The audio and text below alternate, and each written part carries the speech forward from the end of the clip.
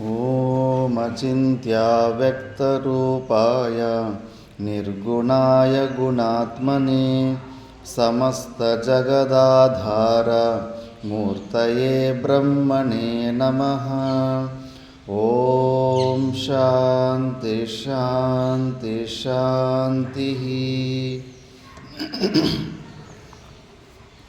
ನಾವು ಗುರುಗೀತೆಯ ವಿಚಾರ ಮಾಡ್ತಿದ್ವಿ. ಈ ವಿಚಾರದಲ್ಲಿ 149ನೇ ಶ್ಲೋಕ ತನಕ ವಿಚಾರ ಮಾಡಿದ್ವಿ. ಪೂರ್ವ ಶ್ಲೋಕದಲ್ಲಿ ಮುನಿಭಿಃ ಪನ್ನಗೈರ್ವಾಪಿ ಸುರೈರ್ವಾಪಿ ಶಾಪಿತೋ ಯದಿ ಕಾಲ ಮೃತ್ಯು ಭಯಾದ್ವಾಪಿ ಗುರು ಸಂತ್ರಾತಿ ಪಾರ್ವತಿ. ಬೇರೆ ಜಾಗದಲ್ಲಿ ನೀನು ಯಾವುದೇ ಮುನಿಗಳ ಶಾಪಕ್ಕೆ ಗುರಿಯಾಗಿದ್ದರೂ, ನಾಗದೇವತೆಗಳ ಅವರ ಕೋಪಕ್ಕೆ ಗುರಿಯಾಗಿದ್ದರೂ, ದೇವರ ಶಾಪಕ್ಕೆ ಗುರಿಯಾಗಿದ್ದರೂ ಕೂಡ ಮೃತ್ಯುವಿಂದ ಕೂಡ ನಿನ್ನನ್ನು ಪಾರು ಮಾಡುವಷ್ಟು ಸಾಮರ್ಥ್ಯ ಗುರುದೇವರಿಗಿರುತ್ತೆ ಅಂತ ಪಾರ್ವತಿಗೆ ಹೇಳ್ತಾ ಇದ್ದಾನೆ. ನೆಕ್ಸ್ಟ್ ಶ್ಲೋಕದಲ್ಲಿ ಅಶಕ್ತ ಹಿ ಸುರಾದ್ಯಾಶ್ಚ ಯಶಕ್ತ ಮುನಯಸ್ತತಾ ಗುರುಶಾಪೋಪಪನ್ನಸ್ಯ ರಕ್ಷಣಾಯ ಚ ಕುತ್ರಚೇತ್. ಅಶಕ್ತ ಹಿ ಸುರಾದ್ಯಶ್ಚ ಅಶಕ್ತಃ ಮುನಿಯೋ ಹಿ ತಥಾ ಗುರುಶಾಪೋಪಪನ್ನಸ್ಯ ರಕ್ಷಣಾಯ ಚ ಕುತ್ರಚೇತ್. ಗುರುಗಳೇನಾದರೂ ಶಾಪ ಕೊಟ್ಟಿದ್ದಾರಂದರೆ ನಿನ್ನನ್ನು ಪ್ರಪಂಚದಲ್ಲಿ ಯಾರು ನಿನ್ನನ್ನು ಕಾಪಾಡೋದಕ್ಕಾಗೋದಿಲ್ಲ. ಅದಕ್ಕೆ ಈ ವಿಷಯದಲ್ಲಿ ಸ್ವಲ್ಪ ವಿಚಾರ ಮಾಡಿ, ಯಾರನ್ನಂದರೆ ಅವ್ರನ್ನೆಲ್ಲ ಮಾರ್ಕೆಟಲ್ಲಿ ಬಿಸ್ಕೆಟ್ ತಗೊಂಡಂಗೆ ಗುರುಗಳು ಮಾಡ್ಕೊಂಡ್ಬಿಟ್ಟು ಮತ್ತು ಆ ಗುರುಗಳಿಗೆ ವಿರುದ್ಧವಾಗಿ ಹೋಗಿ ಮತ್ತು ಇವೆಲ್ಲ ಇಂಥದ್ದಕ್ಕೆಲ್ಲ ಗುರಿ ಆಗಿಬಿಡ್ತೀವಿ. ಯಾಕಂದರೆ ಅದೊಂದು ವಿಚಿತ್ರ ಭಾವನೆ. ನೀನು ಶಿಷ್ಯ ಅಂತ ಸ್ವೀಕಾರ ಮಾಡಿ ಎಲ್ಲ ಸ್ವೀಕಾರ ಮಾಡಿಬಿಟ್ಟು ಮತ್ತು ಅವ್ರಿಗೆ ಸ್ವಲ್ಪ ವ್ಯತಿರೇಕವಾಗಿ ಹೋದರೂ ಕೂಡ ಅವ್ರ ಮನಸ್ಸು ನಯಿಸೋ ಅಂಥದ್ದು ಕೆಲಸ ನಡೆಯುತ್ತೆ. ಸುಮ್ಮನೆ ನೀನು ಈ ಥರ ಅವ್ರ ಕೋಪಕ್ಕೆ ಗುರಿ ಆಗಿಬಿಟ್ರೆ ಆ ಗುರುತತ್ವ ಅಂಥದ್ದು. ಎಂಥವನೇ ಆಗಿರಲಿ, ನೀನು ಫಸ್ಟ್ ಅವರನ್ನು ಗುರು ಅಂತ ಸ್ವೀಕಾರ ಮಾಡಿದ್ದ್ಯಾಕೆ ಮತ್ತು ಇಂಥದ್ದೊಂದು ಪನಿಷ್ಮೆಂಟ್ ಯಾಕೆ ತಗೊತೀಯ? ಅದಕ್ಕೆ ಸ್ವಲ್ಪ ವೆಯ್ಟ್ ಮಾಡು, ಶಾಸ್ತ್ರವನ್ನು ಓದು. ಯಾರು ಗುರುಗಳಂತ ಇದರಲ್ಲೇ ಬರುತ್ತೆ. ಯಾರಂದರೆ ಅವರೆಲ್ಲ ಗುರುಗಳಂತ ಫೀಲ್ ಮಾಡೋಂಗಿಲ್ಲ. ಯಾರೇ ಆಗಲಿ ನಾನು ಗುರು ಅನ್ನೋ ಭಾವನೆಯನ್ನು ಯಾವಾಗ ತಂದು ಕೊಡ್ತಾನೆ? ಏನು ಕ್ವಾಲಿಟೀಸ್ ಬರುತ್ತೆ ಅವನಿಗೆ? ಅವನು ಗುರು ಅನ್ನೋ ಭಾವನೆಯನ್ನು ಕರ್ತೃತ್ವ ಭಾವದಲ್ಲೇ ತಾನೇ, ಅಹಂಕಾರದಲ್ಲೇ ಅವನ ಭಾವನೆ ಮಾಡ್ಕೊತಾನೆ. ಆ ಭಾವನೆ ತಂದುಕೊಂಡಾದರೆ ಅಲ್ಲೇ ಪರಿಚಿನ್ನ ಭಾವದಲ್ಲಿ ಸಿಕ್ಕಾಕೊಂಡ್ಬಿಡ್ತಾನೆ. ಗುರು ಅನ್ನೋನು ನಾನು ಗುರು ಅನ್ನೋ ಭಾವನೆಯಲ್ಲಿ ಹೋಗೋದು, ಆ ಗುರುತತ್ವ ವ್ಯಕ್ತ ಆಗಿಬಿಡುತ್ತಷ್ಟೇ. ಎಲ್ಲರಲ್ಲೂ ಇರುತ್ತೆ, ಎಲ್ಲ ಜಾಗದಲ್ಲೂ ಗುರುತತ್ವ ಇರುತ್ತೆ. ಈಗ ಮಾತೃತ್ವ ಅನ್ನೋದೊಂದು ಧರ್ಮ. 14-15 ವರ್ಷ ಸಣ್ಣ ಹುಡುಗಿ ಥರನೇ ಕಾಮಿಡಿ ಮಾಡಿಕೊಂಡು ಕೋತಿ ಚೇಷ್ಟೆ ಥರ ಮಾಡಿಕೊಂಡು ಹಂಗೆ ಸುತ್ತಾಡೋಂಥವ್ರು ಒಂದು ಮದುವೆ ಆಯ್ತು ಅನ್ಕೋ, ಒಂದು ಮಗು ಆಯ್ತು ಅನ್ಕೋ, ಆಟೋಮೆಟಿಕ್ಕಾಗಿ ಗಂಭೀರತೆ ಬಂದ್ಬಿಡುತ್ತೆ. ಆ ಮಾತೃತ್ವ ಅನ್ನೋದು ಸಡನ್ನಾಗಿ ಮಗು ಹುಟ್ಟಿದ ತಕ್ಷಣವೇ ಅದು ವ್ಯಕ್ತ ಆಗಿಬಿಡುತ್ತೆ. ಅದಕ್ಕೆ ಶಿಷ್ಯನಲ್ಲಿರೋ ಶಿಷ್ಯತ್ವವನ್ನು ನೋಡಿ ಯಾವ ವ್ಯಕ್ತಿಯಿಂದ ಕೂಡ ಆ ಗುರುತತ್ವ ಅನ್ನೋದು ಹೊರಗಡೆ ಬರುತ್ತೆ. ಅಷ್ಟೇ ಹೊರತು ನೀನು ಅಹಂಕಾರದಲ್ಲಿ ಕರ್ತೃತ್ವ ಭಾವದಲ್ಲಿ ನೀನು ನಾನು ಗುರು ಅಂತ ಅಂದ್ಕೊಂಡ್ರೆ ನೀನು ಮೋಸ ಹೋಗ್ತಿದೀಯಾ.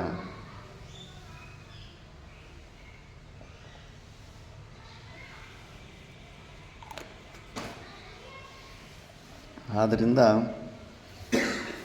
ಯಾರಿಗವ್ರು ಗುರುಗಳಂತ ಫೀಲ್ ಆಗಿಬಿಡ್ತಾ ಇರ್ತಾರೆ. ಗುರುಗಳಂದರೆ ಯಾರು ಅನ್ನೋದು ಓನ್ ಕಪೋಲ ಕಲ್ಪನೆ ಆಗಿರುತ್ತೆ. ಓನ್ ಕ್ಯಾಲ್ಕುಲೇಷನಿಂದ ಈ ಥರ ಎಲ್ಲ ಇದ್ದರೆ ಗುರುಗಳು, ಈ ಥರ ಇಲ್ಲ ಅಂದರೆ ಗುರುಗಳಲ್ಲ ಅಂತ ಸ್ವಂತವಾಗಿ ನಿರ್ಣಯ ಮಾಡ್ಕೊಂಬಿಟ್ಟಿರ್ತಾರೆ. ಇಲ್ಲ, ಶಾಸ್ತ್ರದ ಸಹಾಯ ತಗೋ, ಆಗಮ ಗ್ರಂಥದ ಸಹಾಯ ತಗೋ, ಇವು ತೋರಿಸ್ಕೊಡ್ತಾವೆ ಯಾರು ಗುರುಗಳು ಅಂದ್ಬಿಟ್ಟು. ಅದಕ್ಕೆ ಸ್ವಲ್ಪ ವೆಯ್ಟ್ ಮಾಡಿ ಆ ಶ್ರದ್ಧೆ ಒಳಗಡೆಯಿಂದ ಬರಬೇಕು. ಆ ಶ್ರದ್ಧೆ ಎಲ್ಲಿ ಬರುತ್ತೋ, ಯಾರ್ಯಾರಿಗೆ ಯಾವ ಶರೀರ ಸಂಘಾತದಲ್ಲಿ ಋಣ ಇರುತ್ತೋ ಅಂಥವ್ರ ಮೇಲೇ ಆ ಶ್ರದ್ಧೆ ಬರುತ್ತೆ. ಅದು ವೆಯ್ಟ್ ಮಾಡು. ಅದು ನಿನ್ನಲ್ಲಿ ಹಸಿವು ಅನ್ನೋದಿದೆ ಅಂದರೆ ಆ ಹಸಿವನ್ನು ನೀಗಿಸೋ ಅಂಥದ್ದು ಯಾವುದೋ ಒಂದು ಪದಾರ್ಥ ಹೊರಗಡೆ ಇರಬೇಕು. ನಿನಗೆ ಬಾಯಾರಿಕೆ ಆಗ್ತಾಯಿದೆ ಅಂದರೆ ಅದನ್ನು ಕಡಿಮೆ ಮಾಡೋವಂಥ ಪದಾರ್ಥ ಹೊರಗಡೆ ಎಲ್ಲೋ ಇರಬೇಕು. ಅದಕ್ಕೆ ಅದರ ವ್ಯಾಕ್ಯೂಮ್ ನಿನಗೆ ಕಾಣಿಸ್ತಾ ಇದೆ. ನಿನ್ನಲ್ಲಿ ಯಾವುದೋ ಒಂದು ಗುರುವಿನ ಅನ್ವೇಷಣೆ ಒಳಗಡೆ ಒಂದು ತವಕ ಇದೆ ಅಂದರೆ ನಿನಗೆ ತಕ್ಕಂಥ ಗುರು ನಿನ್ನ ಪೂರ್ವಜನ್ಮ ಕರ್ಮಗಳಿಗೆ ಮತ್ತು ನಿನ್ನ ಒಂದು ಸ್ವಭಾವಕ್ಕೆ ಅನುಕೂಲವಾದಂಥ ಅಂಥದ್ದೊಂದು ಗುರು ಯಾರೊಬ್ಬ ಇದ್ದಾನೆ. ಅದು ಯಾವತ್ತೋ ಒಂದು ದಿವಸ ಆ ಟ್ಯೂನಿಂಗ್ ಆಗುತ್ತೆ. ಅಲ್ಲಿ ತನಕ ಸ್ವಲ್ಪ ವೆಯ್ಟ್ ಮಾಡು. ಅದು ಮಾಡಿದರೆ ಈ ಸುಮ್ಮನೆ ಲೌಕಿಕವಾದಂಥ ಲಾಭಗಳಿಗೆ ಉತ್ತರ ಭಾರತದಲ್ಲಿ ನೋಡ್ತಾ ಇರ್ತೀವಿ. ಯಾರಂದರೆ ಅವ್ರ ಹತ್ರ ಸಡನ್ನಾಗಿ ಕೆಂಪು ಬಟ್ಟೆ ಹಾಕ್ಕೊಂಡು ಆ ಕಾಡುಗಳಲ್ಲಿ ಅಲ್ಲಿ ಇಲ್ಲಿ ಕೇವಲ ಈ ಶರೀರ ಯಾತ್ರೆ ಸ್ವಲ್ಪ ಸುಗಮವಾಗಿ ನಡೀಲಿ ಅನ್ನೋ ಒಂದು ಉದ್ದೇಶ ಬಿಟ್ಟರೆ ಇನ್ನೇನು ಬೇರೆ ಇನ್ನು ಸಾಧನೆ ಉದ್ದೇಶನೇ ಇರೋದಿಲ್ಲ. ಆ ಥರ ಎಲ್ಲ ತೊಗೊಂಬಿಟ್ಟು ಆ ಗುರುಗಳ ಹತ್ರ ಮತ್ತು ಆ ಗುರುಗಳಿಗಿಂತ ಇನ್ನೊಬ್ಬ ಗುರು ಬೆಸ್ಟ್ ಸಿಗ್ತಾ ಅಂದ್ಬಿಟ್ರೆ ಈ ಗುರುಗಳ ಹತ್ರ ಬಿಟ್ಬಿಟ್ಟು ಮತ್ತೆ ಅವ್ರ ಹತ್ರ ಇನ್ನೊಂದು ಸತಿ ದೀಕ್ಷೆ ತಗೋ, ಅವ್ರನ್ನ ಬಿಟ್ಬಿಟ್ಟು ಮತ್ತೆ ಇನ್ನೊಂದು ಸತಿ ದೀಕ್ಷೆ ತಗೋ, ಮತ್ತು ಈ ಫಸ್ಟ್ ಗುರುಗಳಂತ ಮಾಡ್ಕೊಂಡ್ರು ಮತ್ತೆ ನಿಂದೆ ಮಾಡ್ಕೊತ ಹೋಗ್ತಾಯಿರು. ಇವೆಲ್ಲ ಕೂಡ ಮತ್ತೆ ತುಂಬ ಡೇಂಜರ್ ಝೋನಲ್ಲಿ ಹೋಗ್ತವೆ. ಯಾಕಂದರೆ ಗುರುಗಳು ಏನಾದರೂ ಮನಸ್ಸು ನೋಯ್ಕೊಂಡು ಶಾಪ ಇಟ್ಬಿಟ್ರಂದ್ರೆ ದೇವತೆಗಳು ಬಂದರೂ ಕೂಡ ನಿನ್ನ ಕಾಪಾಡೋದಕ್ಕಾಗೋದಿಲ್ಲ. ಆದ್ದರಿಂದ ಆ ಥರ ಮಾಡಬಾರ್ದು. ಮಂತ್ರ ರಾಜಮಿದಂ ದೇವಿ ಗುರುರಿತ್ಯಕ್ಷ ಯಕ್ಷರದ್ವಯಂ ಸ್ಮೃತಿ ವೇದ ಪುರಾಣಾನಾಂ ಸಾರಮೇವ ನ ಸಂಶಯ. ಮಂತ್ರರಾಜಂ ಇದಂ ದೇವಿ, ಗುರು ಎಂಬ ಈ ಎರಡಕ್ಷರ ಮಂತ್ರಗಳಲ್ಲಿ ರಾಜ. ಇದು ಈ ಎರಡಕ್ಷರ ಸಾಕು ನಿನಗೆ, ಬೇರೆ ಮಂತ್ರಗಳು ಯಾವುದೂ ಬೇಕಾಗಿಲ್ಲ. ಅದಕ್ಕೆ ಜೀವನದಲ್ಲಿ ಒಬ್ಬ ಗುರು ಬರಬೇಕು. ಗುರುಮುಖವಾಗಿ ಒಂದು ಉಪದೇಶ ತಗೊಂಡ್ರೇ ಅಷ್ಟು ಸಾಕು, ಬೇರೆ ಇನ್ಯಾವ ಅವಲಂಬನೆ ಇಟ್ಕೋಬೇಕಾಗಿಲ್ಲ. ಮತ್ತು ಸ್ಮೃತಿ ವೇದ ಪುರಾಣಾನಾಂ ಸಾರಮೇವನ ಸಂಶಯ. ಇದು ಸ್ಮೃತಿಗಳು ವೇದ ಪುರಾಣಗಳ ಸಾರವೇ ಈ ಗುರುತತ್ವವಿದೆ. ಈ ಗುರುತತ್ವದ ಮೇಲೇ ನೀನು ಹೆಚ್ಚು ಮಹತ್ವ ಬುದ್ಧಿ ಬೆಳೆಸಿಕೋ. ಇದಕ್ಕಿಂತ ದೊಡ್ಡ ಮಂತ್ರ ಇನ್ನೊಂದಿಲ್ಲ.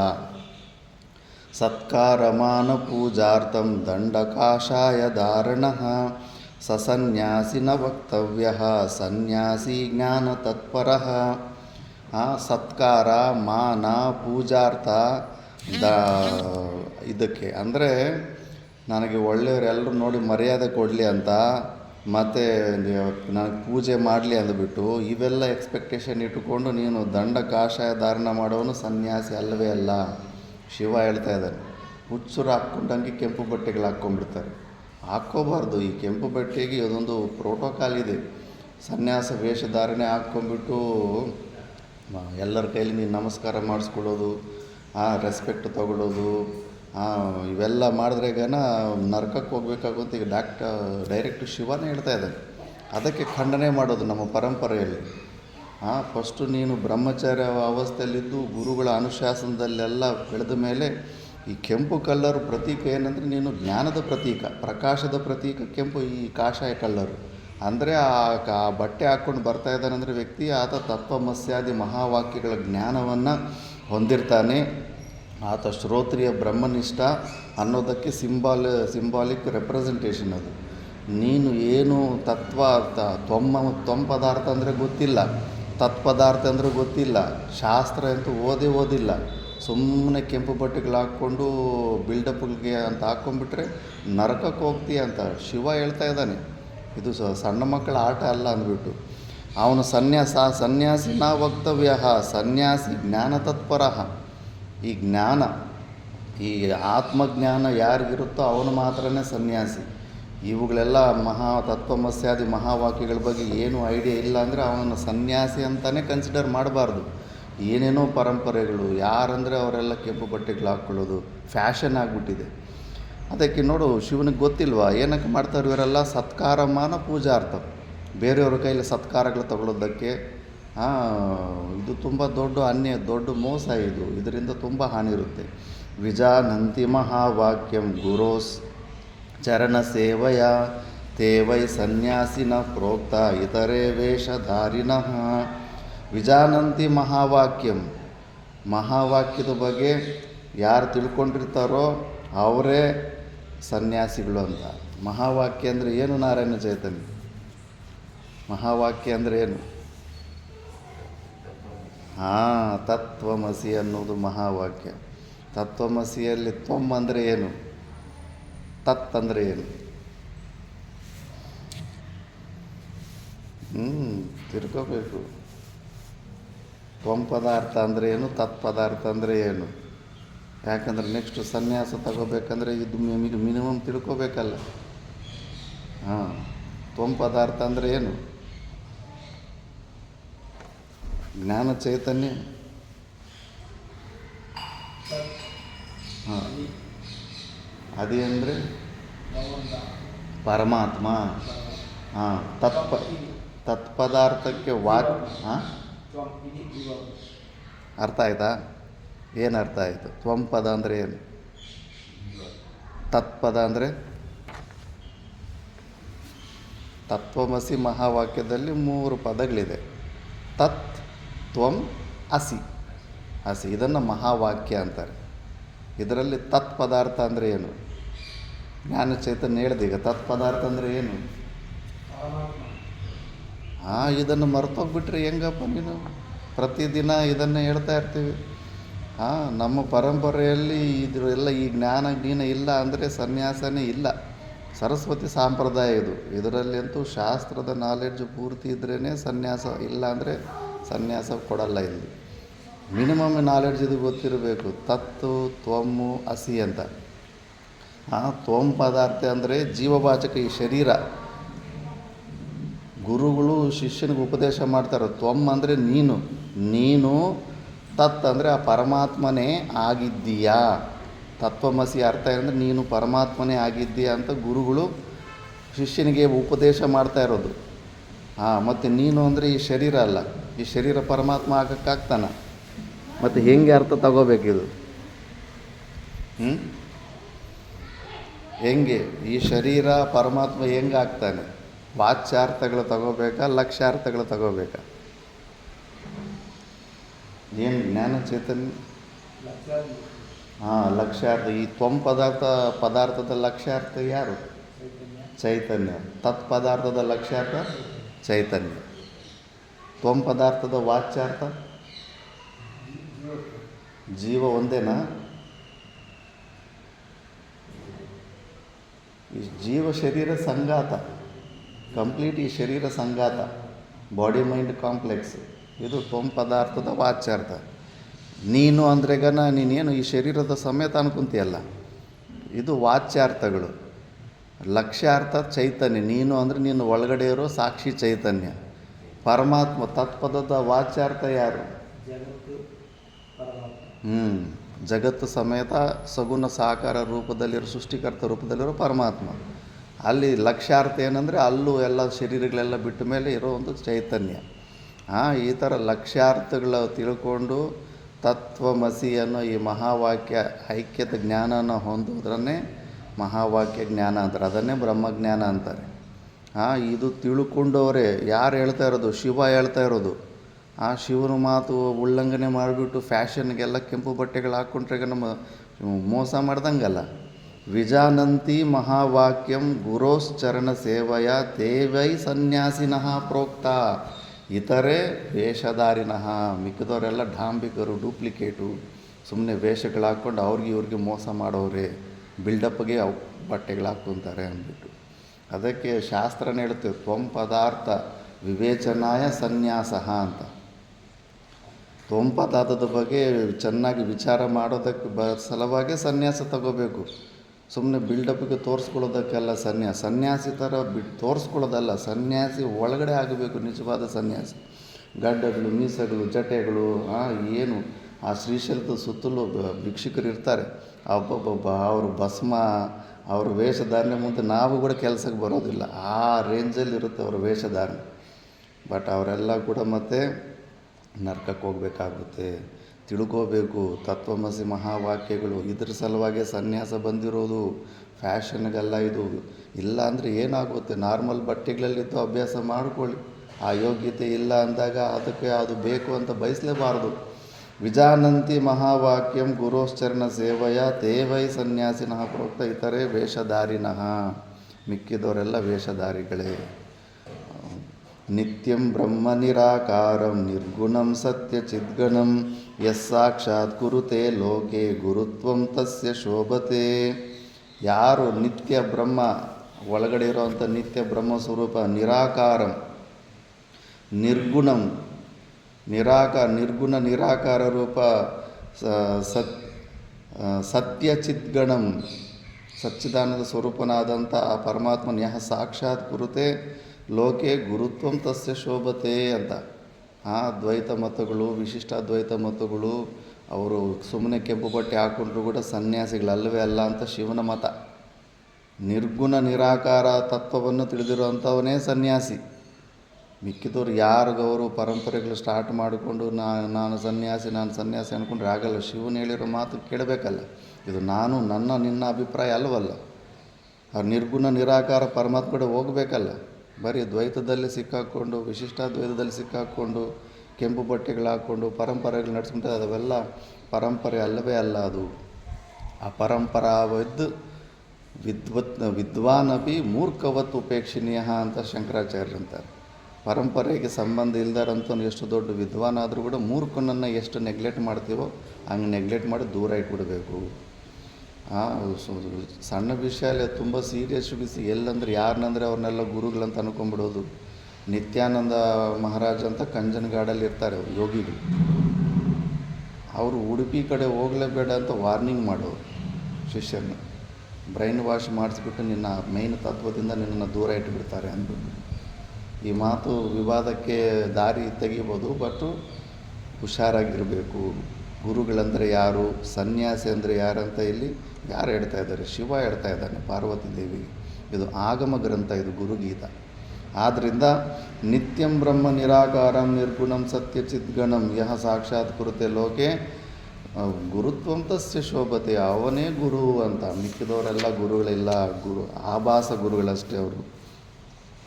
ಗುರು ಪ್ರಸಾದತ ಸ್ವಾತ್ಮನಿ ಆತ್ಮಾರಾಮ ನಿರೀಕ್ಷಣಾತ್ ಸಮತಾ ಮುಕ್ತಿ ಮಾರ್ಗೇನ ಸ್ವಾತ್ಮಜ್ಞಾನಂ ಪ್ರವರ್ತತೆ. ಗುರುಗಳ ಕೃಪೆಯಿಂದನೇ ನೀನು ಹೊಂದಬೇಕಾಗಿರೋಂಥ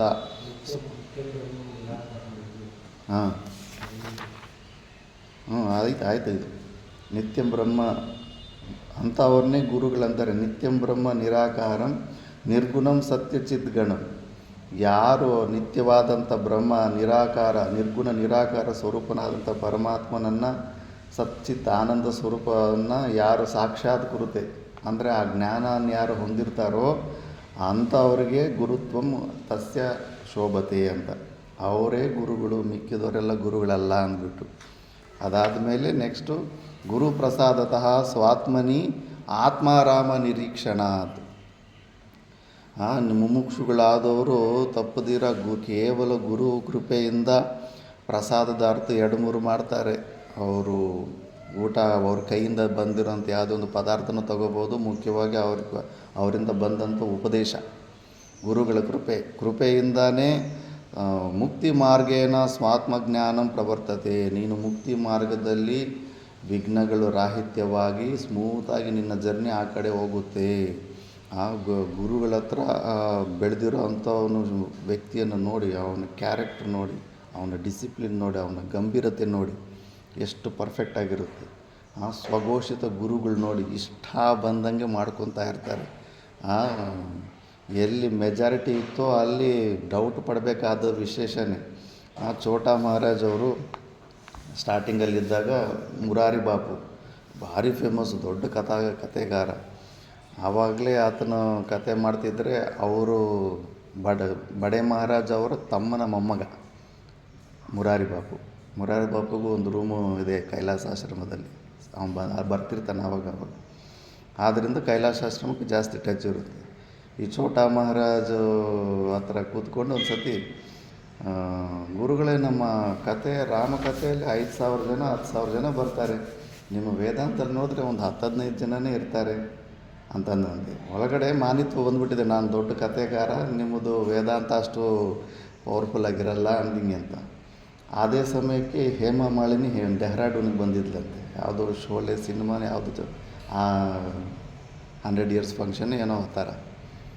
ಆಕೆ ನೋಡೋಕ್ಕೆ 70,000 ಜನ ಬಂದಿದ್ರಂತೆ. ನಿನ್ನ ಸ್ಟೋರಿ, ನಿನ್ನ ರಾಮಕಥೆ ಬಿಡು, ಅಲ್ಲಿ ಅಭಿನೇತ್ರಿ ಹೇಮಾ ಮಾಲಿನಿ ನೋಡೋದಕ್ಕೆ 70,000 ಜನ ಬಂದಿದ್ದಾರೆ. ಎಲ್ಲಿ ಮನೋರಂಜನೆ ಹೆಚ್ಚಿರುತ್ತೆ ಅಲ್ಲಿ ಹೆಚ್ಚು ಜನ ಇರ್ತಾರೆ. ಈ ವೇದಾಂತಕ್ಕೆ ಅಧಿಕಾರಿಗಳು ತುಂಬ ಕಡಿಮೆ, ಇದಕ್ಕೆ ಯಾವಾಗಲೂ 10-15 ಜನ ಹಿಂಗೆ ಕಡಿಮೆ ಇರ್ತಾರೆ ಅಂದ್ರಂತೆ. ಜನರ ಮೈಂಡಲ್ಲಿ ಯಾರು ಫೇಮಸ್ ಆಗಿಬಿಡ್ತಾರೋ ಗುರುಗಳು, ಯಾರ ಹತ್ರ ಹೆಚ್ಚು ಜನ ಹೋಗ್ತಾ ಇರ್ತಾರೋ ಅವರನ್ನು ಗುರುಗಳು ಮಾಡ್ಕೋಬೇಕಂತ ಓರಿಯೆಂಟೇಷನ್ ಹೋಗುತ್ತೆ. ಅಲ್ಲಿನೂ ಡೌಟ್ ಪಡಬೇಕು, ಅಲ್ಲಿ ಎಂಟರ್ಟೈನ್ಮೆಂಟ್ ನಡೀತಾ ಇದೆ, ಅಲ್ಲಿ ವಿಚಾರ ನಡೀತಾ ಇಲ್ಲ. ಅವು ಕುರಿಗಳ ಥರ ಬೇಡಿಕೆ ಚಾಲ್ ಅಂತಾರೆ. ಯಾವುದೋ ಒಂದು ಕುರಿ ಜೈ ಅಂದರೆ ಮಿಕ್ಕಿದ್ದೆಲ್ಲನೂ ಜೈ ಜೈ ಅಂತ ಹೋಗ್ತಾ ಇರ್ತವೆ. ಅಲ್ಲಿನೂ ಅನುಮಾನ ಪಡಬೇಕಾದ ಅವಶ್ಯಕತೆ ಇದೆ. ಅಲ್ಲಿ ಎಂಟರ್ಟೈನ್ಮೆಂಟ್ ಇರೋದ್ರಿಂದ. ಇಲ್ಲ ಅಂದರೆ ನಾವು ಅಷ್ಟು ಅಲ್ಲಿ ಮೋಕ್ಷಕ್ಕೆ ಅಲ್ಲ ಅಷ್ಟೊಂದು ಜನ ಅಧಿಕಾರಿತ್ವ ಎಲ್ಲಿ ಸಿಗುತ್ತೆ. ಆದ್ದರಿಂದ ಆ ಥರ ಎಲ್ಲ ಅಲ್ಲ ಗುರುಗಳು.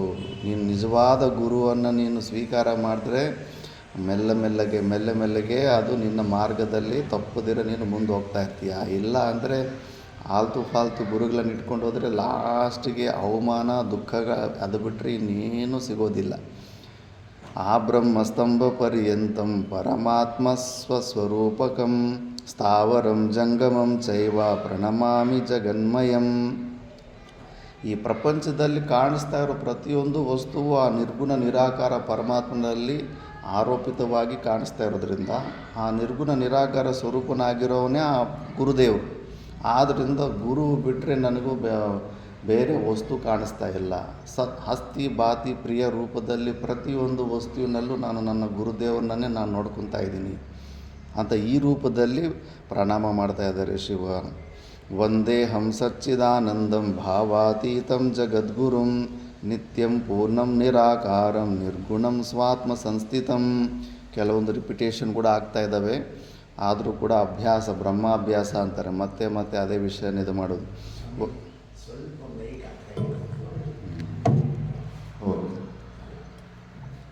ವಂದೇಹಂ ಸಚ್ಚಿದಾನಂದಂ ಭಾವಾತೀತಂ ಜಗದ್ಗುರುಂ. ನಾನು ಆ ಸಚ್ಚಿದಾನಂದ ಸ್ವರೂಪನಾದಂಥ ಗುರುವಿಗೆ ಆತ ಭಾವಾತೀತ ಯಾವ ಅವಸ್ಥೆಗಳಿಗೂ ಸಿಲುಕೊಂಡಿಲ್ಲ. ನಮಗೆ ಆ ಸಾಕ್ಷಿತ್ವ ಅನ್ನೋ ಶಬ್ದಗಳು ಕೂಡ ಸಾಕ್ಷಿತಾಪಿನಾ ತಾತ್ವಿಕಿ ಆನ್ಲುಕ್ಕರ್ ಪಾಯಿಂಟ್ ಆಫ್ ವ್ಯೂವಿಂದನೇ ಆ ಶಬ್ದಗಳಲ್ಲಿ ಬಳಸ್ತಿದ್ದೀವಿ ಅಷ್ಟೇ. ಸೂರ್ಯ ಕೇವಲ ಇಲ್ಯುಮಿನೆನ್ಸ್ ಪ್ರಕಾಶ ಅಷ್ಟೇ. ಪ್ರಕಾಶಕ ಇಲ್ಯುಮಿನೇಟರ್ ಅನ್ನೋದು ನಾವು ಈ ಕಡೆಯಿಂದ ನೋಡೋದ್ರಿಂದ ಆ ಹೆಸರು ಬಂದಿದೆ ಅಷ್ಟೇ. ಇಲ್ಯುಮಿನೇಟರ್ ಅಂದರೆ ಕರ್ತೃತ್ವ ಇದ್ದಂಗೆ ಸೌಂಡ್ ಆಗ್ತಾ ಇರುತ್ತೆ. ಅದಕ್ಕೆ ಸಾಕ್ಷಿತ್ವ ಅನ್ನೋದು ನಾವು ಏನು ಈ ಜೀವ ಪ್ರಪಂಚದಲ್ಲಿ ಸಾಕ್ಷಿ ರೂಪದಲ್ಲಿ ನೋಡ್ತೀವಲ್ಲ ಆ ಥರ ಇಂಡಿವಿಜುವಾಲಿಟಿ ಅಲ್ಲ. ಸಾಕ್ಷಿತ್ವ ಅನ್ನೋದು ಕೂಡ ಆನ್ಲುಕ್ಕರ್ ಪಾಯಿಂಟ್ ಆಫ್ ವ್ಯೂವಿಂದ ನಾವು ಶಬ್ದಗಳು ಬಳಸ್ತೀವಿ. ಸಾಕ್ಷಿತಾಪಿನಾ ತಾತ್ವಿಕಿ ಅಂತ ಅದ್ವೈತ ಮಕರಂದದಲ್ಲಿ ಬರುತ್ತೆ. ಅದು ಕೂಡ ಇಲ್ಲ, ಆ ಶಬ್ದಗಳು ಕೂಡ ಇಲ್ಲ. ಅಲ್ಲಿ ಹೋಗ್ಬಿಟ್ರೆ ಇನ್ನೇನು ಶಬ್ದಗಳಿಲ್ಲ, ಡೌಟ್ ಇಲ್ಲ, ಕ್ವಶನ್ಸ್ ಇಲ್ಲ, ಆನ್ಸರ್ಸ್ ಇಲ್ಲ. ಅಂಥ ಭಾವಾತೀತಂ ಜಗದ್ಗುರುಂ ನಿತ್ಯಂ ಪೂರ್ಣಂ ನಿರಾಕಾರಂ. ನಿತ್ಯವಾದಂಥದ್ದು ಪೂರ್ಣ ರೂಪವಾದಂಥ ಗುರು. ನಮ್ಮ ಸ್ವರೂಪವೇ ಪೂರ್ಣ ರೂಪ. ಆದರೆ ನಮಗೆ ಏನು ಅನಿಸುತ್ತೆ ಇನ್ಕಂಪ್ಲೀಟ್ ಅನ್ನಿಸ್ತಾ ಇರುತ್ತೆ. ಪ್ರತಿ ಕ್ಷಣ ಆ ಕಂಪ್ಲೀಟ್ನೆಸ್ಸನ್ನು ಹೊಂದೋದಕ್ಕೆ ಏನೋ ಒಂದು ಪ್ರಯತ್ನ ಮಾಡ್ತಾ ಇರ್ತೀವಿ. ನಾವು ಕಂಪ್ಲೀಟ್ ಆಗಿದ್ದೀವಿ. ನಿರಾಕಾರಂ, ಯಾವುದೇ ನಾಮರೂಪಗಳು ಆಕಾರ ಇಲ್ಲದಿರೋದು. ನಿರ್ಗುಣಂ, ಸೃಷ್ಟಿ ಕರ್ತೃತ್ವ ಭೋಕ್ತೃತ್ವ ಇವೆಲ್ಲವೂ ಕೂಡ ಆರೋಪಿತವಾದದ್ದು, ಅವು ಕೂಡ ಇಲ್ಲದೇ ಇರೋವಂಥ ಸ್ವಾತ್ಮ ಸಂಸ್ಥಿತಂ ಅಂತ ಸ್ವರೂಪದಲ್ಲಿ ಸ್ಥಿರನಾಗಿರುವಂಥ ಗುರುವಿಗೆ ನಾನು ನಮಸ್ಕಾರ ಮಾಡ್ತಾಯಿದ್ದೀನಿ. ಗುರುಗಳಂದರೆ ಸುಮ್ಮನೆ ಯಾರಂದರೆ ಅವರಲ್ಲ, ಈ ಸ್ಥಿತಿಯಲ್ಲಿರೋಂಥವ್ರು ಗುರುಗಳಂತ. ಪರಾತ್ ಪರತರಂ ಧ್ಯಾಯೇ ನಿತ್ಯಮಾನಂದಕಾರಕಂ ಹೃದಯಾಕಾಶ ಮಧ್ಯಸ್ಥಂ ಶುದ್ಧ ಸ್ಫಟಿಕ ಸನ್ನಿಭಂ ಸ್ಫಾಟಿಕೆ ಸ್ಫಾಟಿಕಂ ರೂಪಂ ದರ್ಪಣೆ ದರ್ಪಣೋ ಯಥಾ ತಥಾತ್ಮನಿ ಚಿದಾಕಾರ ಮಾನಂದಂ ಸೋಹಮಿತ್ಯುತ. ಆ ಗುರುದೇವರು ಹೃದಯಾಕಾಶ ಮಧ್ಯದಲ್ಲೇ, ಅದಕ್ಕೆ ಪ್ರತ್ಯಕ್ ಚೈತನ್ಯ ಅಂತಾರೆ. ಪ್ರತ್ಯಕ್ ಅಂದರೆ ಇನ್ನರ್ ಮೋಸ್ಟು. ಇಷ್ಟು ದೊಡ್ಡ ವ್ಯಾಪಕವಾದ ಪ್ರಪಂಚದಲ್ಲಿ ಅಲ್ಲೆಲ್ಲ ಪರಮಾತ್ಮ ನೋಡಬೇಕಂತ ಸುಮ್ಮನೆ ಡಿಸ್ಟೆನ್ಸ್ ಕ್ರಿಯೇಟ್ ಮಾಡ್ಕೋಬೇಡ. ದೇಶತಃ ಕಾಲತಃ ನಿನ್ನಲ್ಲೇ ಒಳಗಡೆ ಇನ್ನರ್ ಮೋಸ್ಟು ಆ ಕೋರ್ ನೋಡು. ನಿನ್ನ ಅಂತಃಕರಣದ ಮಧ್ಯೆ ಎಲ್ಲಿ ಸೆಂಟರ್ ಪಾಯಿಂಟನ್ನು ನೀನು ಸ್ವಲ್ಪ ಗಮನ ನೋಡು. ಅಲ್ಲೇ ಅಂಗುಷ್ಟ ಪ್ರಮಾಣ ಅಷ್ಟು ಜಾಗದಲ್ಲೇ ನೀನು ಬುದ್ಧಿ ವೃತ್ತಿಗಳಿಂದ ನೀನು ಲಕ್ಷಿತ ಮಾಡಿಕೊಂಡು ನಿನ್ನ ಸ್ವರೂಪ ಬಿಂಬರೂಪ ಚೈತನ್ಯವನ್ನು ನೀನು ತಿಳ್ಕೊಬೋದು. ನೀನು ತಿಳ್ಕೊಂಡಿರುವಂಥ ಬಿಂಬರೂಪ ಚೈತನ್ಯನೇ ಸರ್ವವ್ಯಾಪಕವಾಗಿದೆ. ಆಕಾಶದ ತತ್ವ ಈ ಕಾಮವರದಲ್ಲಿ ಹೇಗಿದೆ ಅಂತ ತಿಳ್ಕೊಂಡ್ರೆ ಸಾಕು. ಆ ಪ್ರಪಂಚ ಎಲ್ಲ ಹೋಗ್ಬಿಟ್ಟು ಅಲ್ಲೆಲ್ಲ ಹೋಗಿ ಚೆಕ್ ಮಾಡ್ಕೊಂಬರ್ಬೇಕಾಗಿಲ್ಲ. ಆಕಾಶದ ನೇಚರ್ ಹೆಂಗಿದೆಯೋ ಅಕಾಮಿಡೇಟಿಂಗ್ ಕೆಪಾಸಿಟಿ, ಅವಕಾಶದಾತೃತ್ವ ಆಕಾಶತ್ವ, ಶಬ್ದ ಗುಣಂ ಅಂದ್ಬಿಟ್ಟು ಶಬ್ದ ಗುಣ ಇರೋವಂಥ ಆಕಾಶ ಅಕಾಮಿಡೇಟಿಂಗ್ ಕೆಪಾಸಿಟಿ ಇರೋದು ಅನ್ನೋದು ಈ ಊರಲ್ಲಿ ತಿಳ್ಕೊಂಡ್ರೆ ಸಾಕು. ಪ್ರಪಂಚದಲ್ಲೆಲ್ಲವೂ ಹಂಗೆ ಇರುತ್ತೆ ಆಕಾಶ. ಅದೇ ಥರ ನಿನ್ನ ಒಳಗಡೆ ಆ ಬಿಂಬರೂಪ ಚೈತನ್ಯದ ಬಗ್ಗೆ ತಿಳ್ಕೊ. ಅದೇ ಸರ್ವವ್ಯಾಪಕವಾಗಿದೆ. ಮತ್ತು ಹೇಗಿದೆ ಅಂದರೆ ಅದು ಸ್ಫಾಟಿಕೆ ಸ್ಫಾಟಿಕಂ ರೂಪಂ. ಸ್ಫಟಿಕದಲ್ಲಿ ಸ್ಫಟಿಕದ ಇಮೇಜ್ ಹೆಂಗೆ ಕಾಣಿಸುತ್ತೋ, ಕನ್ನಡಿಯಲ್ಲಿ ಕನ್ನಡಿ ಹೆಂಗೆ ಕಾಣಿಸುತ್ತೋ ಅದೇ ಥರ ತಥಾ ಆತ್ಮನಿ ಚಿದಾಕಾರಮಾನಂದಂ ಸೋಹಮಿತ್ಯುತ. ನಿನ್ನ ಆತ್ಮ ಜೀವಭಾವದಲ್ಲಿ ಕೂಡ ಆ ಸ್ವರೂಪನೇ. ಅದು ಜೀವಭಾವದಲ್ಲಿ ಪರಿಚಿನ್ನ ಬುದ್ಧಿಯಿಂದ ಅದು ಬೇರೆ ಅಂದ್ಕೊಂಡಿದ್ದೀಯ. ಬಿಂಬರೂಪದಲ್ಲಿ ಅದು ನೀನೇ ಆಗಿದೆಯಾ, ನಿನ್ನ ಸ್ವರೂಪನೇ. ಹಾಲಲ್ಲಿ ಹಾಲು ಹಾಕದಂಗೆ, ನೀರಲ್ಲಿ ನೀರು ಹಾಕದಂಗೆ ಆ ಜೀವಭಾವ ಕೂಡ ಆ ಪರಮಾತ್ಮ ಭಾವದಲ್ಲಿ ಹಂಗೆ ಮರ್ಜ್ ಆಗುತ್ತೆ ಅಷ್ಟೇ. ಉಪಾಧಿಗಳು ತೊಳಗಿಸ್ಕೊಂಡ್ಬಿಟ್ರೆಗೇನ ಜೀವ ಬೇರೆಯಾಗಿ ಭಿನ್ನವಾಗಿ ಹೊಸದಾಗೇನು ಕ್ರಿಯೇಟ್ ಆಗಿಲ್ಲ. ನೀನು ಕಲ್ಪಿತದಿಂದ ಅದನ್ನು ಬೇರೆ ವಸ್ತು ಅಂತ ಅಂದ್ಕೊಂಡಿದ್ದೀಯ ಅಷ್ಟೇ. ಆ ಆವರಣಗಳೆಲ್ಲ ಹೊಟ್ಟೋಗ್ಬಿಡ್ತವೆ. ಆ ಥರ ಜ್ಞಾನವನ್ನು ಹೊಂದಿರುವಂಥ ಗುರುವು. ಅಂಗುಷ್ಟ ಮಾತ್ರಂ ಪುರುಷಂ ಧ್ಯಾಯೇಚ್ಛ ಚಿನ್ಮಯಂ ಹೃದಿ ತತ್ರ ಸ್ಫುರತಿ ಯೋ ಭಾವ ಶೃಣು ತತ್ ಕಥಯಾಮಿತೆ. ಅಂಗುಷ್ಟ ಮಾತ್ರಂ ಪುರುಷಂ ಧ್ಯಾಯೇ ಟೆಕ್ನಿಕ್ಸ್ ಎಲ್ಲ ಕಲಿತುಕೊಟ್ಟಿದ್ದಾರೆ. ಹೊರಗಡೆ ಎಲ್ಲ ವ್ಯಾಪಕ ರೂಪದಲ್ಲಿ ನೋಡಬೇಕಂತ ಅಚ್ಚೆಬಿಡು ಎಲ್ಲ ಇಂದ್ರಿಯಗಳು ಶಟ್ ಡೌನ್ ಮಾಡಿಕೊಂಡು ಮನಸ್ಸಲ್ಲಿ ಲಯ ಮಾಡಿಕೊಂಡು, ಮನಸ್ಸನ್ನು ಬುದ್ಧಿಯಲ್ಲಿ ಲಯ ಮಾಡಿಕೊಂಡು, ಬುದ್ಧಿಯಿಂದ ಆ ಬ್ರಹ್ಮಾಕಾರ ವೃತ್ತಿಯನ್ನು ಮಾಡಿಕೊಂಡು ನಿನ್ನ ಒಳಗಡೆನೆ ನೋಡ್ಕೋ. ಆ ಬುದ್ಧಿಯ ಲಕ್ಷಿತದಿಂದ ನಿನ್ನ ಸ್ವರೂಪನ ನೀನು ನೋಡ್ಕೋ. ತತ್ರ ಸ್ಫುರತಿ ಯೋಭಾವ ಶೃಣು ತತ್ ಕಥಯಾಮಿ. ಅಲ್ಲಿ ಆ ಥರ ಅಭ್ಯಾಸ ಮಾಡಿಕೊಂಡ್ರೆ ಅದು ಹೇಗಿರುತ್ತೆ ಅನ್ನೋದು ನಾನು ಹೇಳ್ತೀನಿ ನೋಡು ಅಂತ. ಅಜೋಹಂ ಅಮರೋಹಂ ಚ ಯನಾದಿ ನಿಧನೋ ಯಹಂ ಅವಿಕಾರಶ್ಚಿದಾನಂದೋ ಯನೀಯಾನ್ ಮಹತೋ ಮಹಾನ್. ಆ ಸ್ವರೂಪವು ಅಜಾತವಾದ. ಯಾವತ್ತೂ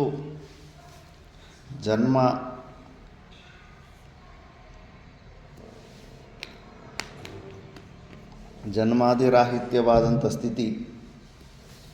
ಆ ಮಾಂಡುಕ್ಯೋಪನಿಷತ್ತಲ್ಲಿ ಅಜಾತವಾದ ಅಂತ ಬರುತ್ತೆ.